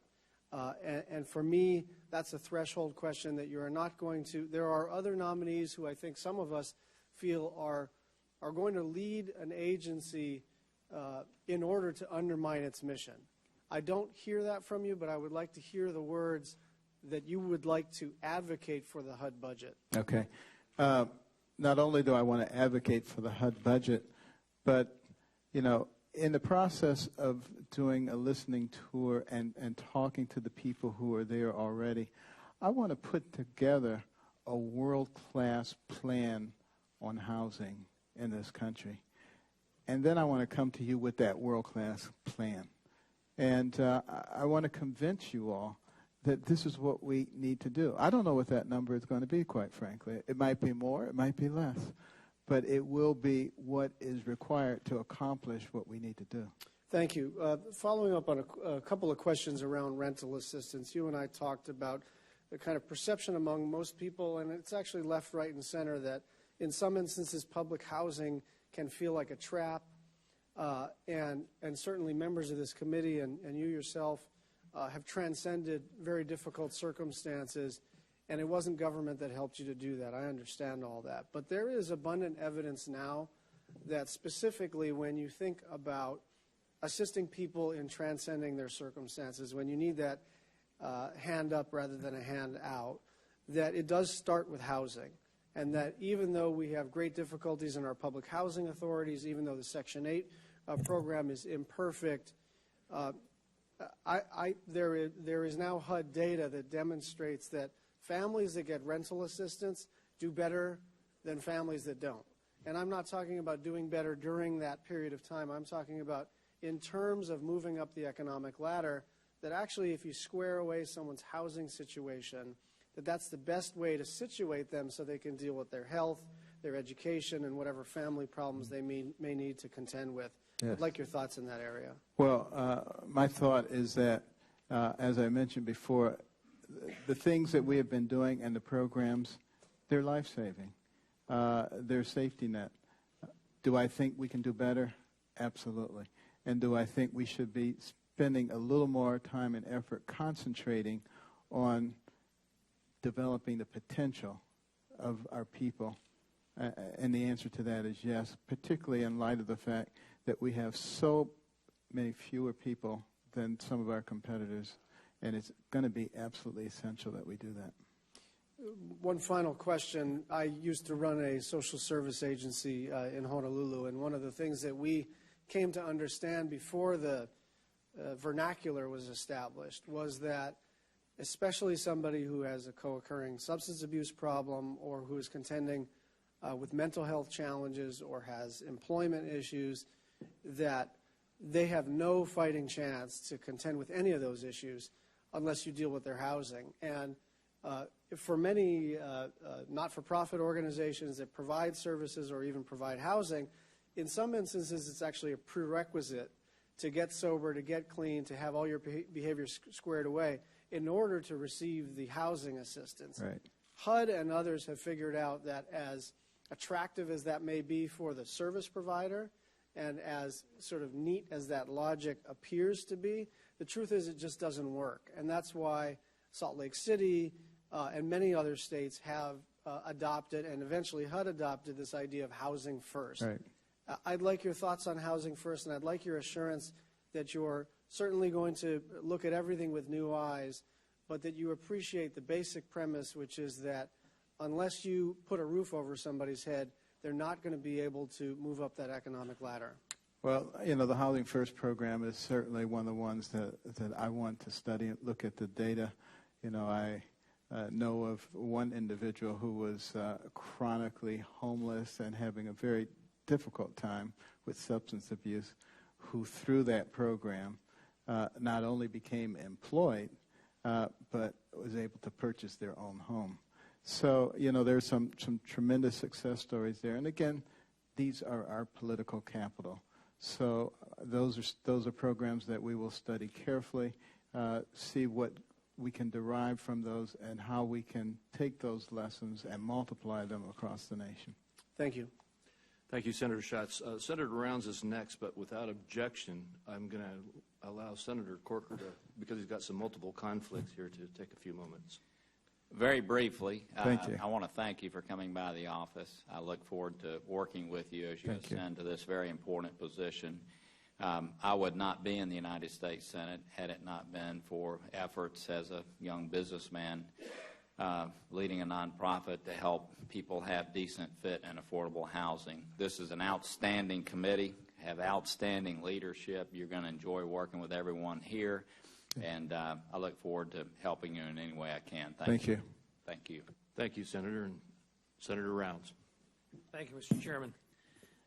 We only get 5 minutes in which we're supposed to supposedly interrogate you.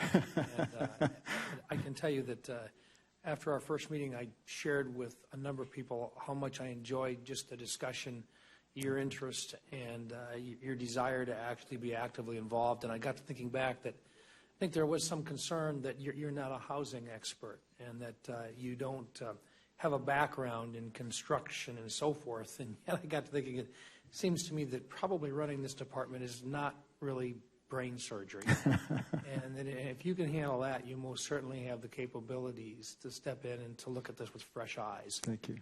One of the items that we talked about was Native American housing in South Dakota and in rural areas. I'd just like, I'm not sure that you even had a chance to look at any of the materials that we had shared with you, but there was a real strong concern on the part of Native Americans in the rural areas that the current formula in which funds are being distributed by HUD was not following that which had been recommended by some senior staff, and in fact was following an old guideline. Yes. And I'm not going to ask you to make commitments, but would you please look at and just agree that you'll give it fair consideration, that we find a fairer way to make sure that these folks that literally have homes that it's all they've got, and in some cases that might be a $5,000 valued home, that there be a way that we get these folks the resources they need so they get a chance at housing as well. Well, thank you for advocating for them. I mean, this is a situation that has weighed heavily on my mind as I've learned more and more about it. We have a $650 million budget plus 66 million. But the Native American, Housing Assistance Self-Determination Act has been sort of waiting to be re-upped for 6 years. So, I'm looking forward to the Senate, going ahead and reauthorizing that act in the very near future. And the amount of red tape on the reservations, as you know, is astonishing. I mean, on tribal lands, if you want to build a house, you have to get permission from HUD, permission from the interior. If you want to put a driveway on it, you have to get permission from the Department of Transportation. I mean, this is craziness. So we need to bring back a little bit of common sense and have the people associated with those tribes involved in that decision making. Do you believe that there's a possibility that we could coordinate efforts on VA housing as well on reservations? This is a case where last year I found out that literally the Minneapolis region had led the nation in the number of VA loans authorized in the entire nation, and they had authorized 5. This is a system which is broken. It is totally broken. And yet VA has lots of different things they do. This is not part of HUD. Nonetheless, it seems to me that there should be a coordinated effort to provide literally getting the results for people that live in poverty today. Veterans who we shouldn't be, they shouldn't be looking for a handout. What we should be doing is providing them with the service which they are entitled to. And I would hope that perhaps with a fresh look, there could be some coordinated efforts to provide that service. Well, thank you, sir. I think veterans can be a healing balm for all of us because we can all agree on that. Also in South Dakota, we're a small state. We receive funds annually for the Community Development Block Grants, CDBGs. They're often used in low and moderate income communities in order to invest in infrastructure developments that allow for less expensive housing to be developed. As a former governor, I remember we looked forward to being able to utilize CDBGs. They were valuable. They really did extend the amount of money that we had available. Can you give me your assessment on CDBGs and a commitment that CDBGs are critical, and if any way that they can be expanded in terms of dollars going into very good projects? Right. Just your basic thoughts on the CDBG program. I think, well, obviously it's one of the major programs of the Community Planning and Development Division. Very important because it gives people a great deal of flexibility. I'd be actually looking to increase the flexibility, but at the same time have a much better control of the finances. One of the reasons that the finances have not been carefully controlled and why the Inspector General has been critical, I think lies with the fact that our IT is so far behind. Our computer systems are dated, and it's much easier for people to, do things under the table. That's one of the things that I'd be looking to fix right away. Very good. Thank you. I look forward to supporting your nomination. Thank you, Mr. Chairman.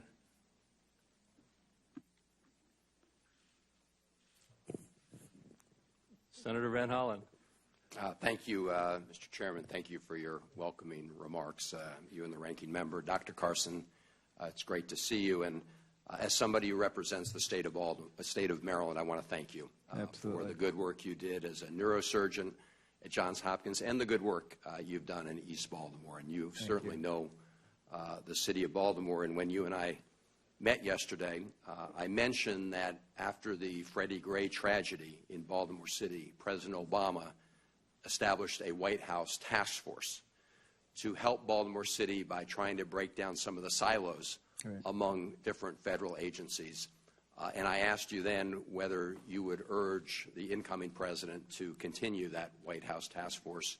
You indicated yes. I just want to make sure that we're on the same page. I very much on that page of integrating the silos and taking holistic views of virtually everything. The synergy that we derive from that will be great. And continuing this White House task force, I hope we can work together to continue that going forward. The more we work, the better. Together, the better. Let me, and Freddie Gray actually brings up the issue that there's been some discussion about of lead paint poisoning because there was significant evidence that he'd been a victim of lead paint poisoning. So I'm encouraged by your remarks. I would only say that there's been a lot of talk, and you made remarks about regulations hindering progress in certain ways. I can tell you in the state of Maryland, we had a lot of absentee landlords who were fighting our efforts to put in place regulations to stop lead poisoning. So I assume that those kind of regulations are good regulations. Absolutely. Would you agree with that? All right. I'm just a little weary of over-regulating, as were the founders of this country. I think we all are. There's a regulation that is not serving its purpose. We should be getting rid of it. Right. If there's a regulation that's needed to protect the public good, absolutely, we should probably put it in place. And I do, my colleagues have asked you about some of your previous comments as they relate to this new job, and I just wanted to do the same thing on some, because there's this ongoing conversation about federal government programs not creating opportunity but creating dependency. We all want to use these programs to create opportunity so people can lift themselves up and become self-sufficient. That is a shared goal. And during the campaign, you did make some disparaging comments about housing subsidies specifically, along with a litany of other things, saying, that, there are people who say I'm compassionate, and they pat people on their head and say, there you are, poor little thing. I'm going to take care of your needs, and you mentioned housing subsidies as one of those. As I understand your testimony today, you see an important positive role for housing subsidies as part of an effort to help families get on their feet as a safety net and move on. Is that right? That's correct. Okay. I also agree with you. We had this conversation in my office about the fact, and you said it this morning, that just having a roof over your head doesn't necessarily solve someone's problems. You want to expand educational opportunities, and I could not agree with you more. Greater synergy there would be important. I do want to also note, though, that many of those housing subsidies go to families who don't have children. In fact, if you look at the rental assistance figures, more than 4.5 million low-income households receive them, half of which are headed by seniors or persons with disabilities. Right. And for those individuals, the wraparound help they need to be self-sufficient relates many times to health care. Now, during the campaign, the incoming president tweeted, Ben Carson wants to abolish Medicare.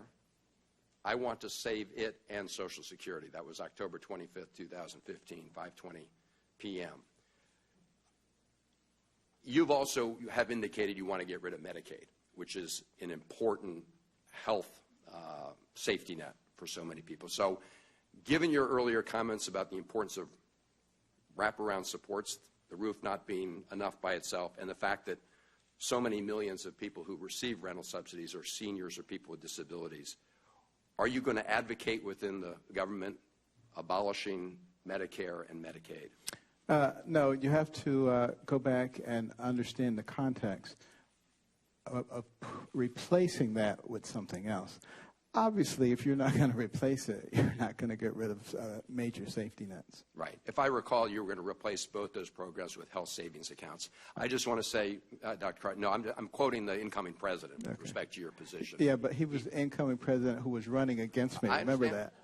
All right. I just want the record to show the doctor, you said he distorted your position, not me. All right? Okay. Senator Tillis. Thank you, Mr. Chair, and thanks to you and the ranking member. I'm looking forward to serving on this committee. Dr. Carson, welcome to your sons, their beautiful families, and especially to your wife.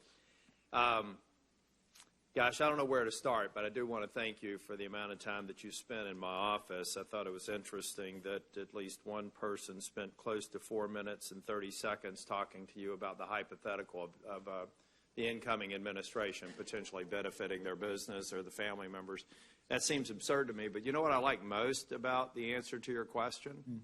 You would not get pinned down to a yes or no answer. You said what matters most is the benefit to the people that we're trying to serve. That, my friend, tells me that you're a very honest person. You could have been attacked for that. I don't know if it was just nuanced and the person who asked you that question didn't understand what you said, or if they just decided that was too principled an answer to take you on. So thank you for that answer, and keep those principles in place. Now, as a practical matter, before the fake news cycle start. I doubt seriously that scenario will ever come up, and I'm kind of tired of the hypotheticals. I want to get to the specific. Thank you. We're in a situation. I was Speaker of the House in North Carolina, and I was criticized for the means, but not the ends, for a number of things that you're going to have to do too. I'll give you an example of a state-administered government assistance program. It's called unemployment reform. I'm the only Speaker of the House in the nation that ratified a bill that did not extend long-term unemployment benefits. At the time, we were fourth highest unemployment in the nation. Over 5 quarters, we dropped from 10.4% to 6.4%, to the national average, while all the other states that didn't take that action remain the same place. What is the best possible thing we can do for somebody who's on government assistance? Get them off of it. Get them a job. Absolutely. So what we're here to talk about is not the ends. I think we all agree. We want people to have housing. We want every child that grows up to be able to realize the American dream. Right. This has to do with the means. And in my opinion, the means over the past couple of decades have failed. It's been a bipartisan failure, more recently with Democratic leadership, but before that, Republican leadership. Now, when you go into housing and urban development, can I get your commitment that you're going to look at every program and determine which ones are actually providing the benefit to that next Ben Carson who may come up with his mom and be a neurosurgeon, and eliminate every single obstacle in the way? You can absolutely get my guarantee on that. Do you think there are any sacred cows in HUD that stand in the way of that outcome? I've been studying it carefully, and I haven't seen one yet. Do you think that to a certain extent over the years we've gone from providing housing to providing warehousing for an unacceptable number of people who are supported through the federal government? Well, the key to your question there was the word unacceptable, and yes, absolutely. And do you believe that HUD and the other agencies have creeped their scope over time, and that you could be someone who may actually say that HUD needs to be smaller or some other organization needs to be smaller so that the people best positioned to provide the safety net, the agency best positioned to provide the safety net, can do it, and you can complement in some points and take the lead in others? I believe we need to be much more efficient, and that efficiency involves being able to work together and stop duplicating services, and that's why I'm very interested in working across the silos. Do you believe that things that we can do to improve education outcomes, to potentially, and in my case, hopefully, move forward with criminal justice reform, getting nonviolent offenders into rehabilitated settings, and reducing recidivism will make your job easier? It will make all of our jobs easier, absolutely. Do you believe that the role that social services outside of education that serve communities, at-risk communities, do you think that we should have all agencies create these duplicative operations? Or if I've got an at-risk school system, do you think the Department of Education should grow to serve that need, or that we need to do a better job of using the various agencies whose primary goal is to serve that segment of the community? Definitely, we need to do a much better job. So will you commit to me, if you identify anything that seems duplicative to any other agency, that you will come before this committee and say, we want to move it, have someone else on it, and have them be accountable for the results? I'm very much looking forward to working with this committee to do that, absolutely. I appreciate your forthrightness. I think you've done a great job in this committee and a great job in your career. I look forward to supporting your nomination. Thank you, sir. Thank you. Senator Cortez Masto. Thank you, Mr. Chair and Ranking Member. As a new member of the committee, I look forward to working with all of you. Welcome. And thank you very much. And Dr. Carson, welcome. Thank you. And congratulations on your nomination, and welcome to your wonderful family sitting here with you. So there's been a lot of questions. With your indulgence, I'm just going to get right to them because I know it's getting a long day for you and morning. And just my colleagues have asked a number of questions, and I would like to just kind of reaffirm some of them. In your role as the leader of HUD, will you promise to protect the LGBTQ community from discrimination? Absolutely. And as we know, there's a long and well-documented history of patterns and policies of segregation of minorities in our neighborhoods.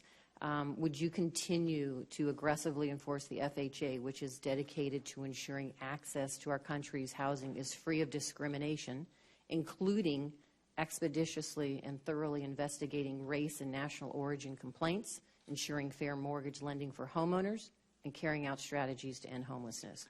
I think the Fair Housing Amendment in 1968 was one of the best pieces of legislation we've had. It was modified in 1988. LBJ said no one could possibly question this. I agree with him. Good. So you would continue to enforce it aggressively? Absolutely. Including the new HUD rule that requires local communities to assess their own patterns of racial and income segregation and make genuine plans to address them. I will be working with the local HUD officials and the communities to make sure that fairness is carried out. Okay. I appreciate you taking the time to come to my office and sit with me. And in that meeting, you made a number of statements like you have this morning on your vision for HUD and how the department would or would not intervene in individuals' lives. Specifically, you said that we don't want year after year people vegetating in public housing. And these comments were a little concerning to me, and for this reason. In Nevada, the fair market rent for a two-bedroom apartment is around $950 per month. In order to afford this level of rent and utilities, a household has to earn $38,000 annually. Nevada, a minimum wage worker earns an hourly wage of $7.25 or $8.25 if their insurance isn't being paid for, which is about $15,000 annually. In order to just cover that two-bedroom rent apartment, that individual making minimum wage would have to work 88 hours per week, which, as you can see, doesn't leave much time for not only a funding for education or much other opportunities to further themselves other than just putting a roof over the head for them and their families. That doesn't sound like to me somebody who's vegetating in public housing. You also mentioned to one of my colleagues that you believe that additional housing funding, rental assistance is essential. But when we talked, you said there were limits. And do you believe that low-income Americans should have a limit to public assistance? And can you further define that for me? Well, what I'm saying is that we have to be cognizant of our fiscal responsibilities as well as our social responsibilities. Would we love to put every single person in a beautiful unit forever? Absolutely. That would be ideal. But we don't necessarily have the necessary funding. But the other thing that I emphasize is that safety net programs are important. I would never, advocate abolishing them without having an alternative route for people to follow. So how would you help somebody find that alternative if all they're doing is working and coming home and working and that's all they can afford? How would you help them other than giving them a time limit in that public housing and then they have to leave? Well, there's a much bigger picture issue here, and that is fixing our economy and working very hard to create the right kind of atmosphere. When that happens, people have a lot more options in terms of their jobs, and people have to raise their salaries. Okay. And then Nevada was hardest hit. We were ground zero for the foreclosure crisis. As the Attorney General of the state, one of my biggest partners was your agency.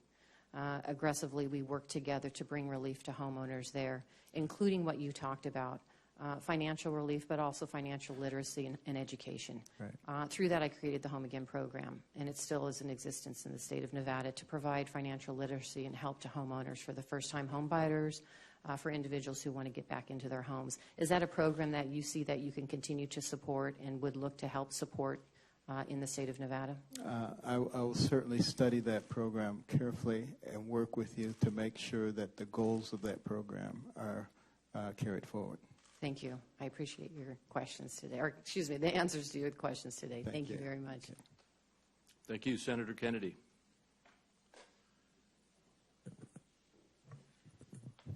Thank you, Mr. Chairman. Dr. Carson, when you were performing neurosurgery at Johns Hopkins Hospital, were you concerned primarily with how much the operation cost and how much money you were generating for the hospital, or were you primarily concerned with fixing your patient's problem? Primarily concerned with fixing the problem, absolutely. I want you to understand my agenda. I'm not interested in taking away affordable housing from people in need. I am interested in seeing fewer people need affordable housing. How are you going to do that? Again, it goes back to the conversation we were just having. We have got to give people a springboard to get out of a situation of stagnation and develop their God-given talents. We have got to create an environment which we can do, through tax reform, through regulatory reform, through trade reform, through a number of things that creates an environment. And then we can also, the people who, for instance, are stuck in those situations, there's absolutely no reason that we can't require some training, some education, some skills, which then allow them to be much more independent and move up. So that's really what I'm talking about, just not sort of leaving the system as it is and just continuing to feed the system, but really trying to develop our people. And it goes back to what I was talking about before. If we're going to compete in the future with nations that have 3 and 4 times as many people as we do, we have got to develop our people. We've got to get the bang for the buck. I want to talk to you about the Community Development Block Grant Program. As we talked about in my office, Louisiana had massive flooding last year.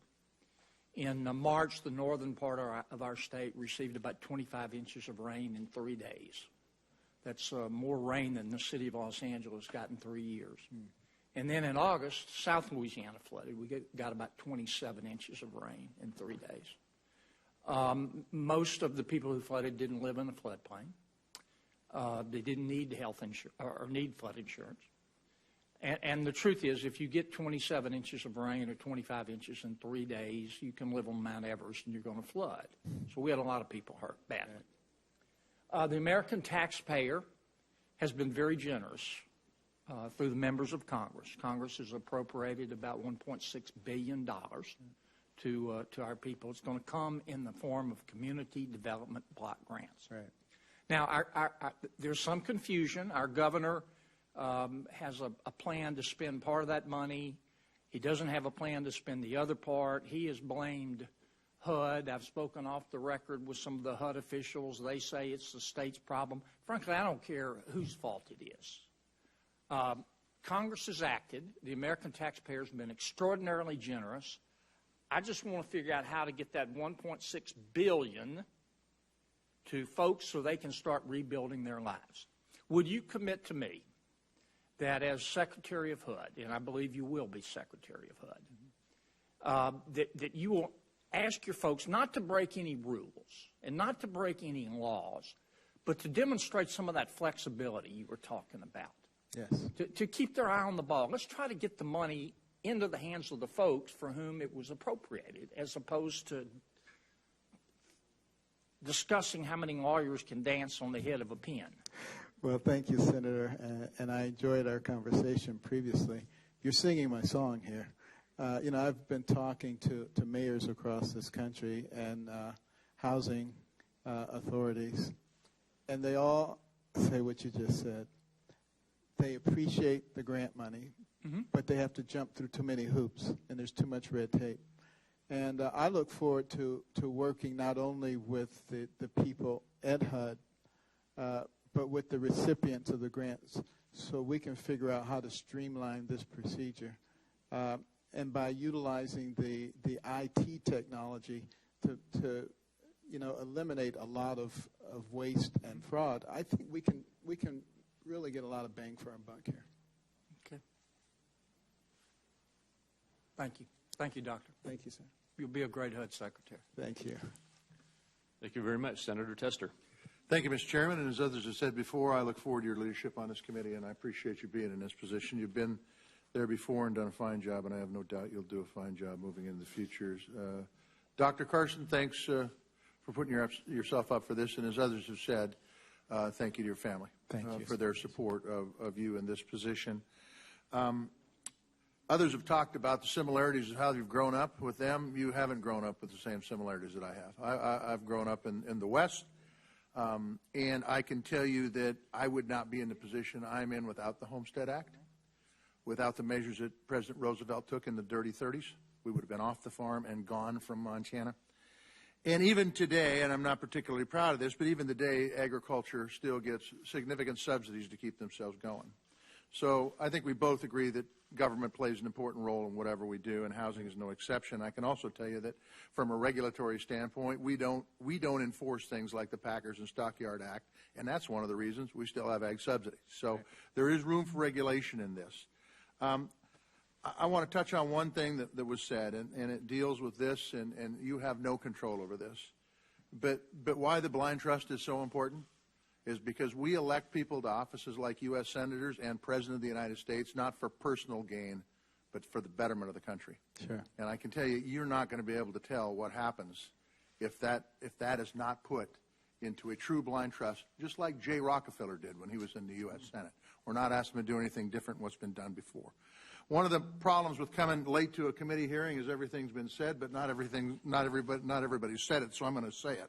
Affordable housing is, and by the way, thanks for coming to my office. Affordable housing. I enjoyed it, particularly seeing that buffalo. Darn right.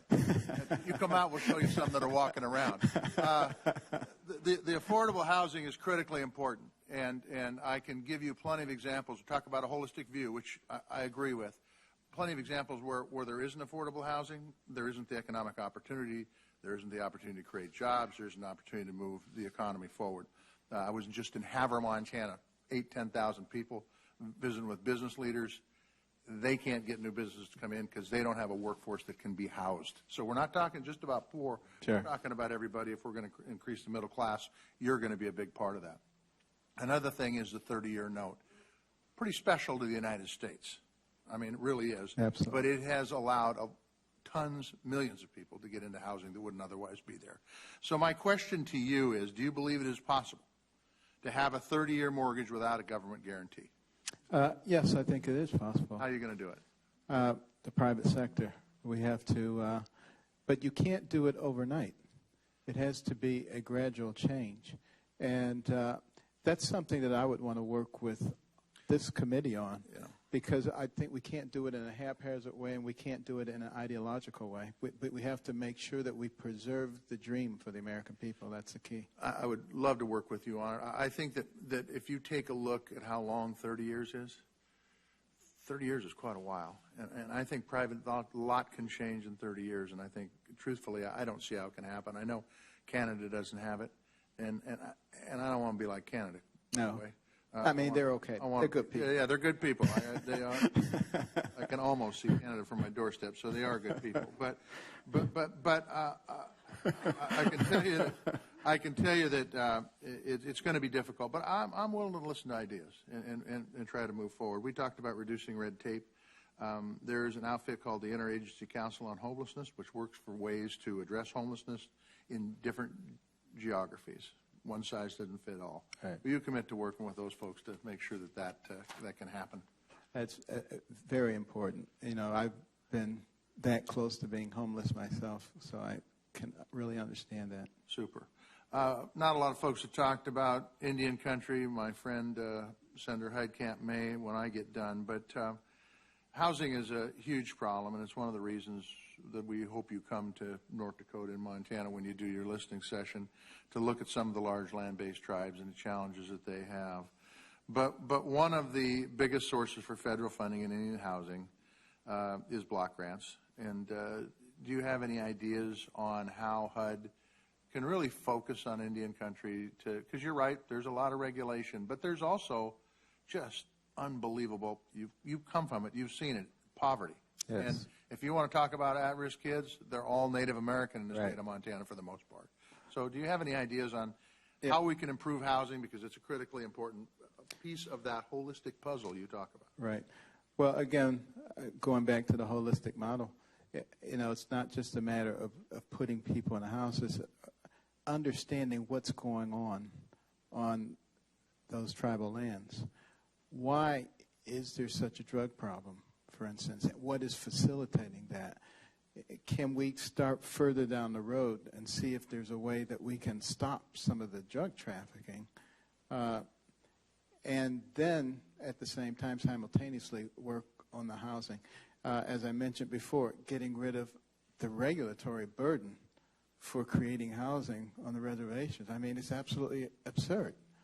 And working, I think, with some of the tribal leaders themselves, rather than imposing things upon them. I think that all of those things will have an ameliorating effect. Thank you for your service, Dr. Carson. Thank you, sir. Thank you. Senator Perdue. Dr. Carson, thank you for your lifetime of service and your willingness to serve again. Please don't take any disrespect for my absence here in the better part of this meeting. I have an Armed Service Committee going at the same time with General Mattis.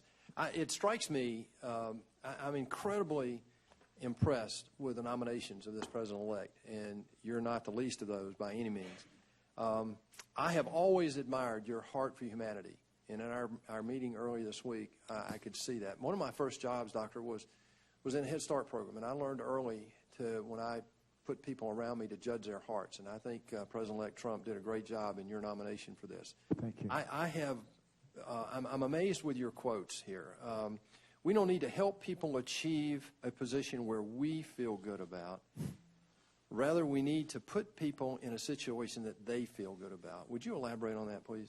Yeah, well, in many cases, over the years, bureaucrats, politicians, no offense, have just, done things that make themselves feel good and pat themselves on the back, and we took care of this problem, when in fact, you go and you look at the people, and, they're living in squalor and dilapidated places, and there's danger, and you go outside, you're worried about whether your kid's going to come back safe. So, we need to be looking at the end product rather than, the beginning of the process. That's what I'm talking about. You had mentioned public-private partnerships. In USAID, I've served on the Foreign Relations Committee, and one of the great successes is Power Africa, where we put $8 billion up of U.S. taxpayer money, and we attracted over $40 billion of private money to power a significant portion of Africa over the next decade. Talk to us a little bit about your vision, about how you can get the private sector involved with government to help heal our cities and develop. You had mentioned the other thing, housing and urban development. In our private conversation, you spent more time talking with me about development, and I'd like you to elaborate on that as it relates to the private investment. Sure. Well, we've got a lot of very talented people in this country in the private sector, and, the low-income housing tax credit is an excellent example. It's seen over by the Congressional Finance Committee. But, that has allowed an enormous number of places to be renovated. And there's plenty more where that comes from. In Detroit, I was talking to a private developer recently about some of the work they were doing with blight. And, it was costing $16,500 per building. They came in and working with a recycling organization were able to take the buildings down for $5,500. That was a way of using the private sector in a very positive way to clear large amounts of the city. Those are the kinds of things that we need to look for. There's a lot of money in the private sector. There's a lot of goodwill in the private sector. And I want to work on those programs, and I want to study those programs that are working so that we can multiply them across the country. Well, thank you again for your answers, Mr. Chairman. Thank you, and God bless you for your willingness to do this. Thank you.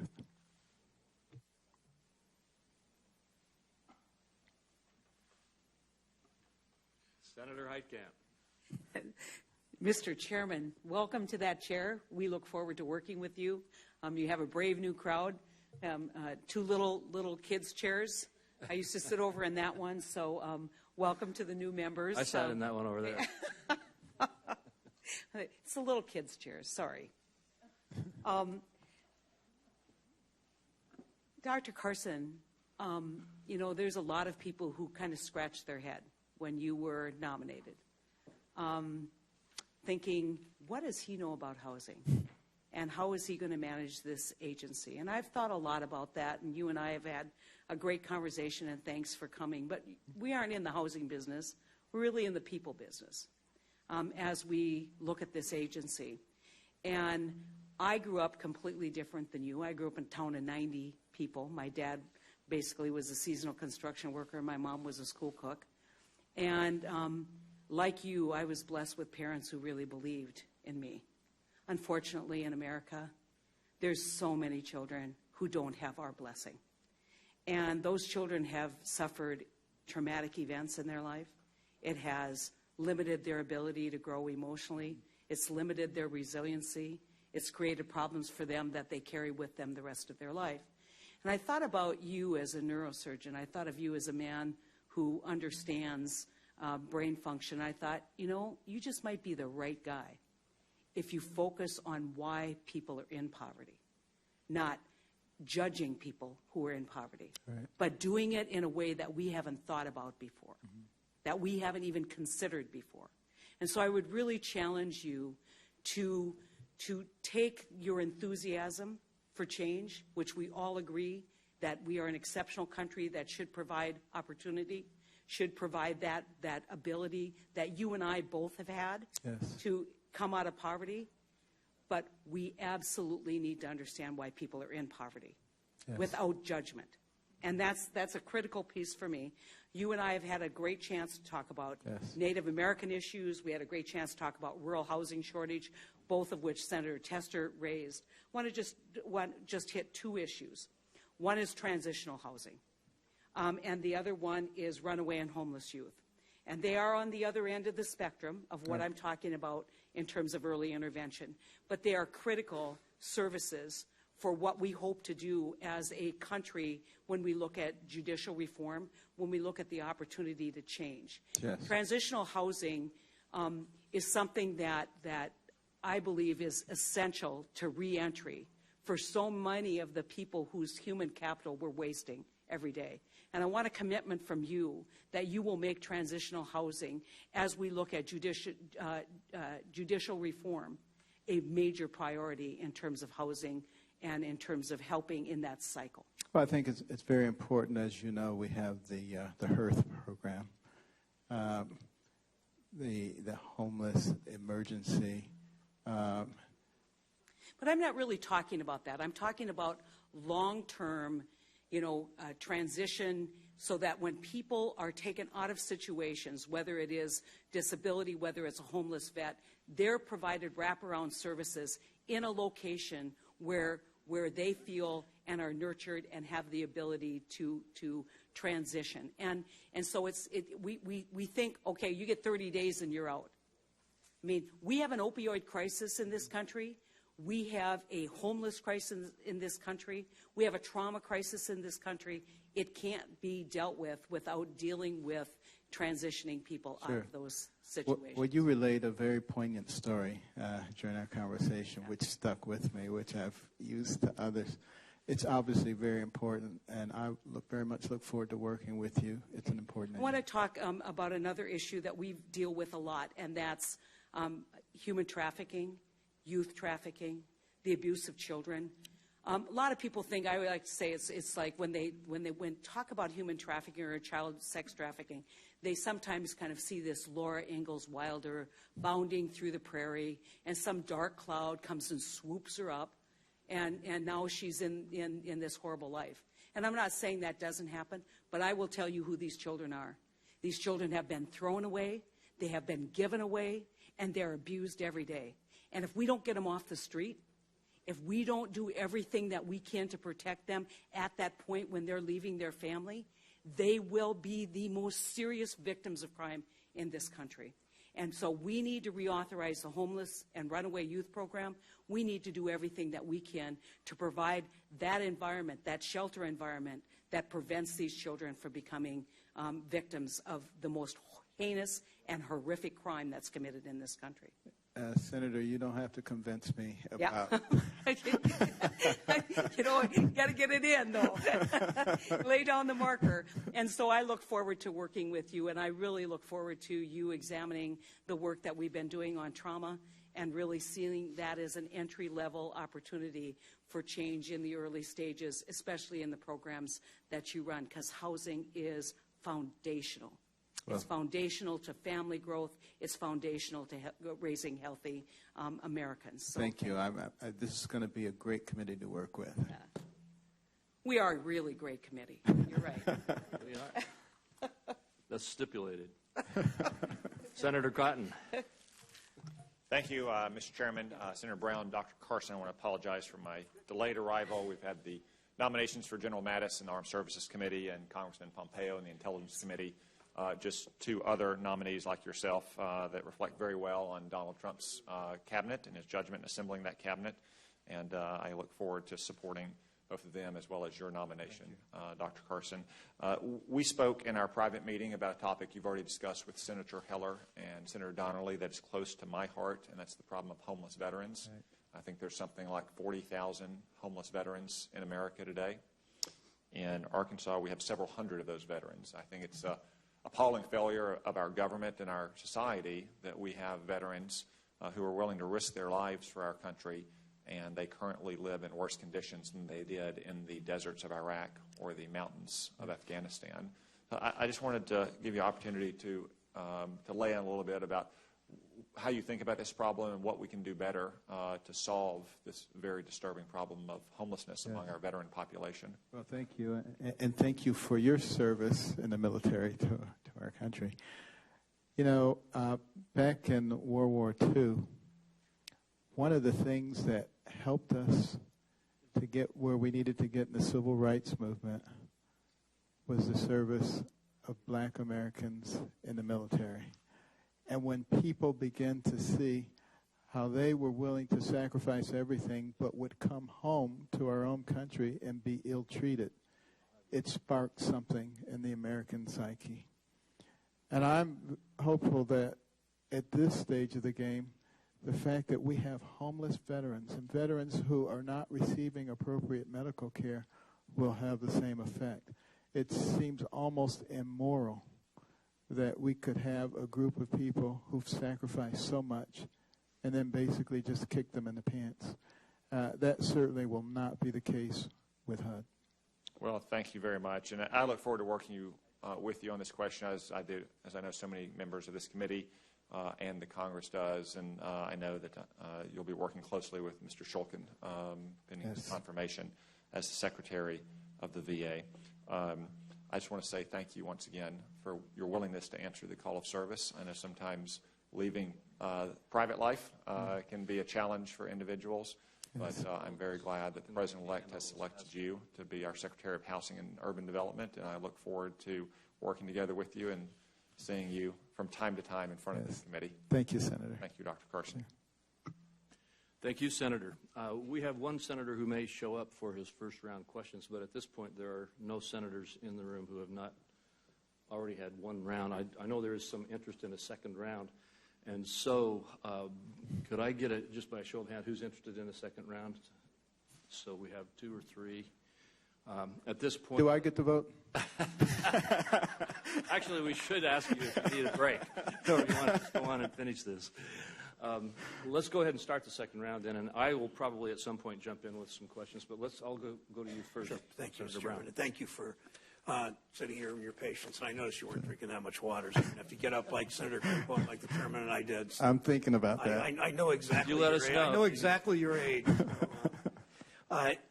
I want a little more specific on the issue that Senator Warren raised. Yesterday, the president-elect announced his intention to hang on to his investments, not put them into a blind trust. I appreciated, too, Senator Tester's very specific admonition about that. This creates particular problems for HUD since he has invested. We don't know his tax return, so there may be others. We know he's invested in at least one subsidized housing project, Starrett City.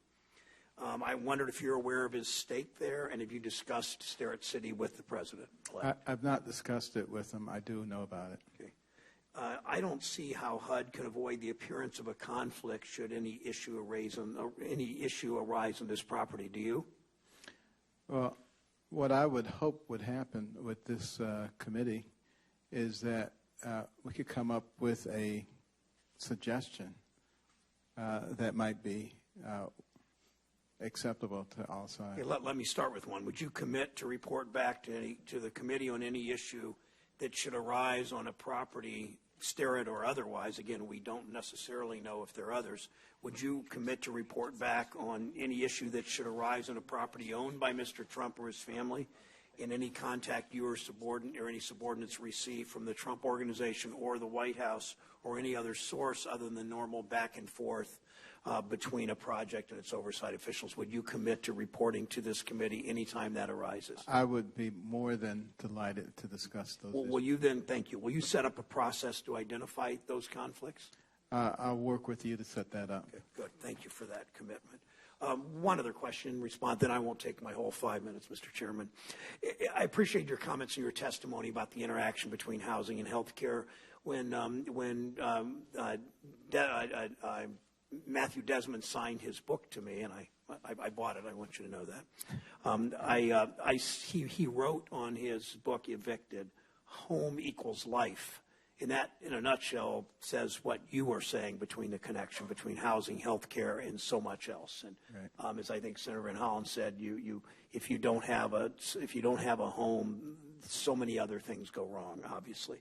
So even if you are widely successful in promoting healthier housing, will it be any more than a drop in the bucket compared to the loss of health insurance for as many as 30 million Americans, including nearly 1 million in my state? Governor Kasich, a Republican, has admonished Republicans here, don't repeal the Affordable Care Act unless you replace it immediately, because what do I do with 700,000 people that have Medicaid now in Ohio? His words. So my question is, you responded to him that if you're going to, that you are seem less than enthusiastic about the way Medicare and Medicaid operate, so you said you would be willing to eliminate them, but only if something replaced them immediately. So does that mean that you would oppose the elimination of the Affordable Care Act without something replacing it immediately? Yeah, I've said that many times. I don't think it's reasonable to pull the rug out from anybody. We always have to make sure that we are taking care of our citizens, so regardless of our political persuasion. So if you had been the senator from Florida instead of Senator Rubio, the vote last night might have been different. Never mind. Okay. Thank you, Dr. Carson. Thank you. Although we had a senator. One more point. I just wanted to thank you. I'm sorry. I just wanted to say thank you. You remind me of Columbo. No, good or bad? I've actually heard that. Omarosa, it's all right. I've heard that before. I think I heard it from somebody in Youngstown. I want just one point. I wanted to thank you for what you're saying about lead, repeated comments about lead, both in public housing and in the private rental market. That is so important. The discussion we had about the percentage of toxic lead in almost every single home built before about 1978. Yeah, but even the housing stock that's older, right, it's particularly bad. Exactly. Because the housing is decaying, and in the city I live in, it's probably 85 to 90% of the homes. So right. Thank you, and I apologize, Mr. Chairman. Okay.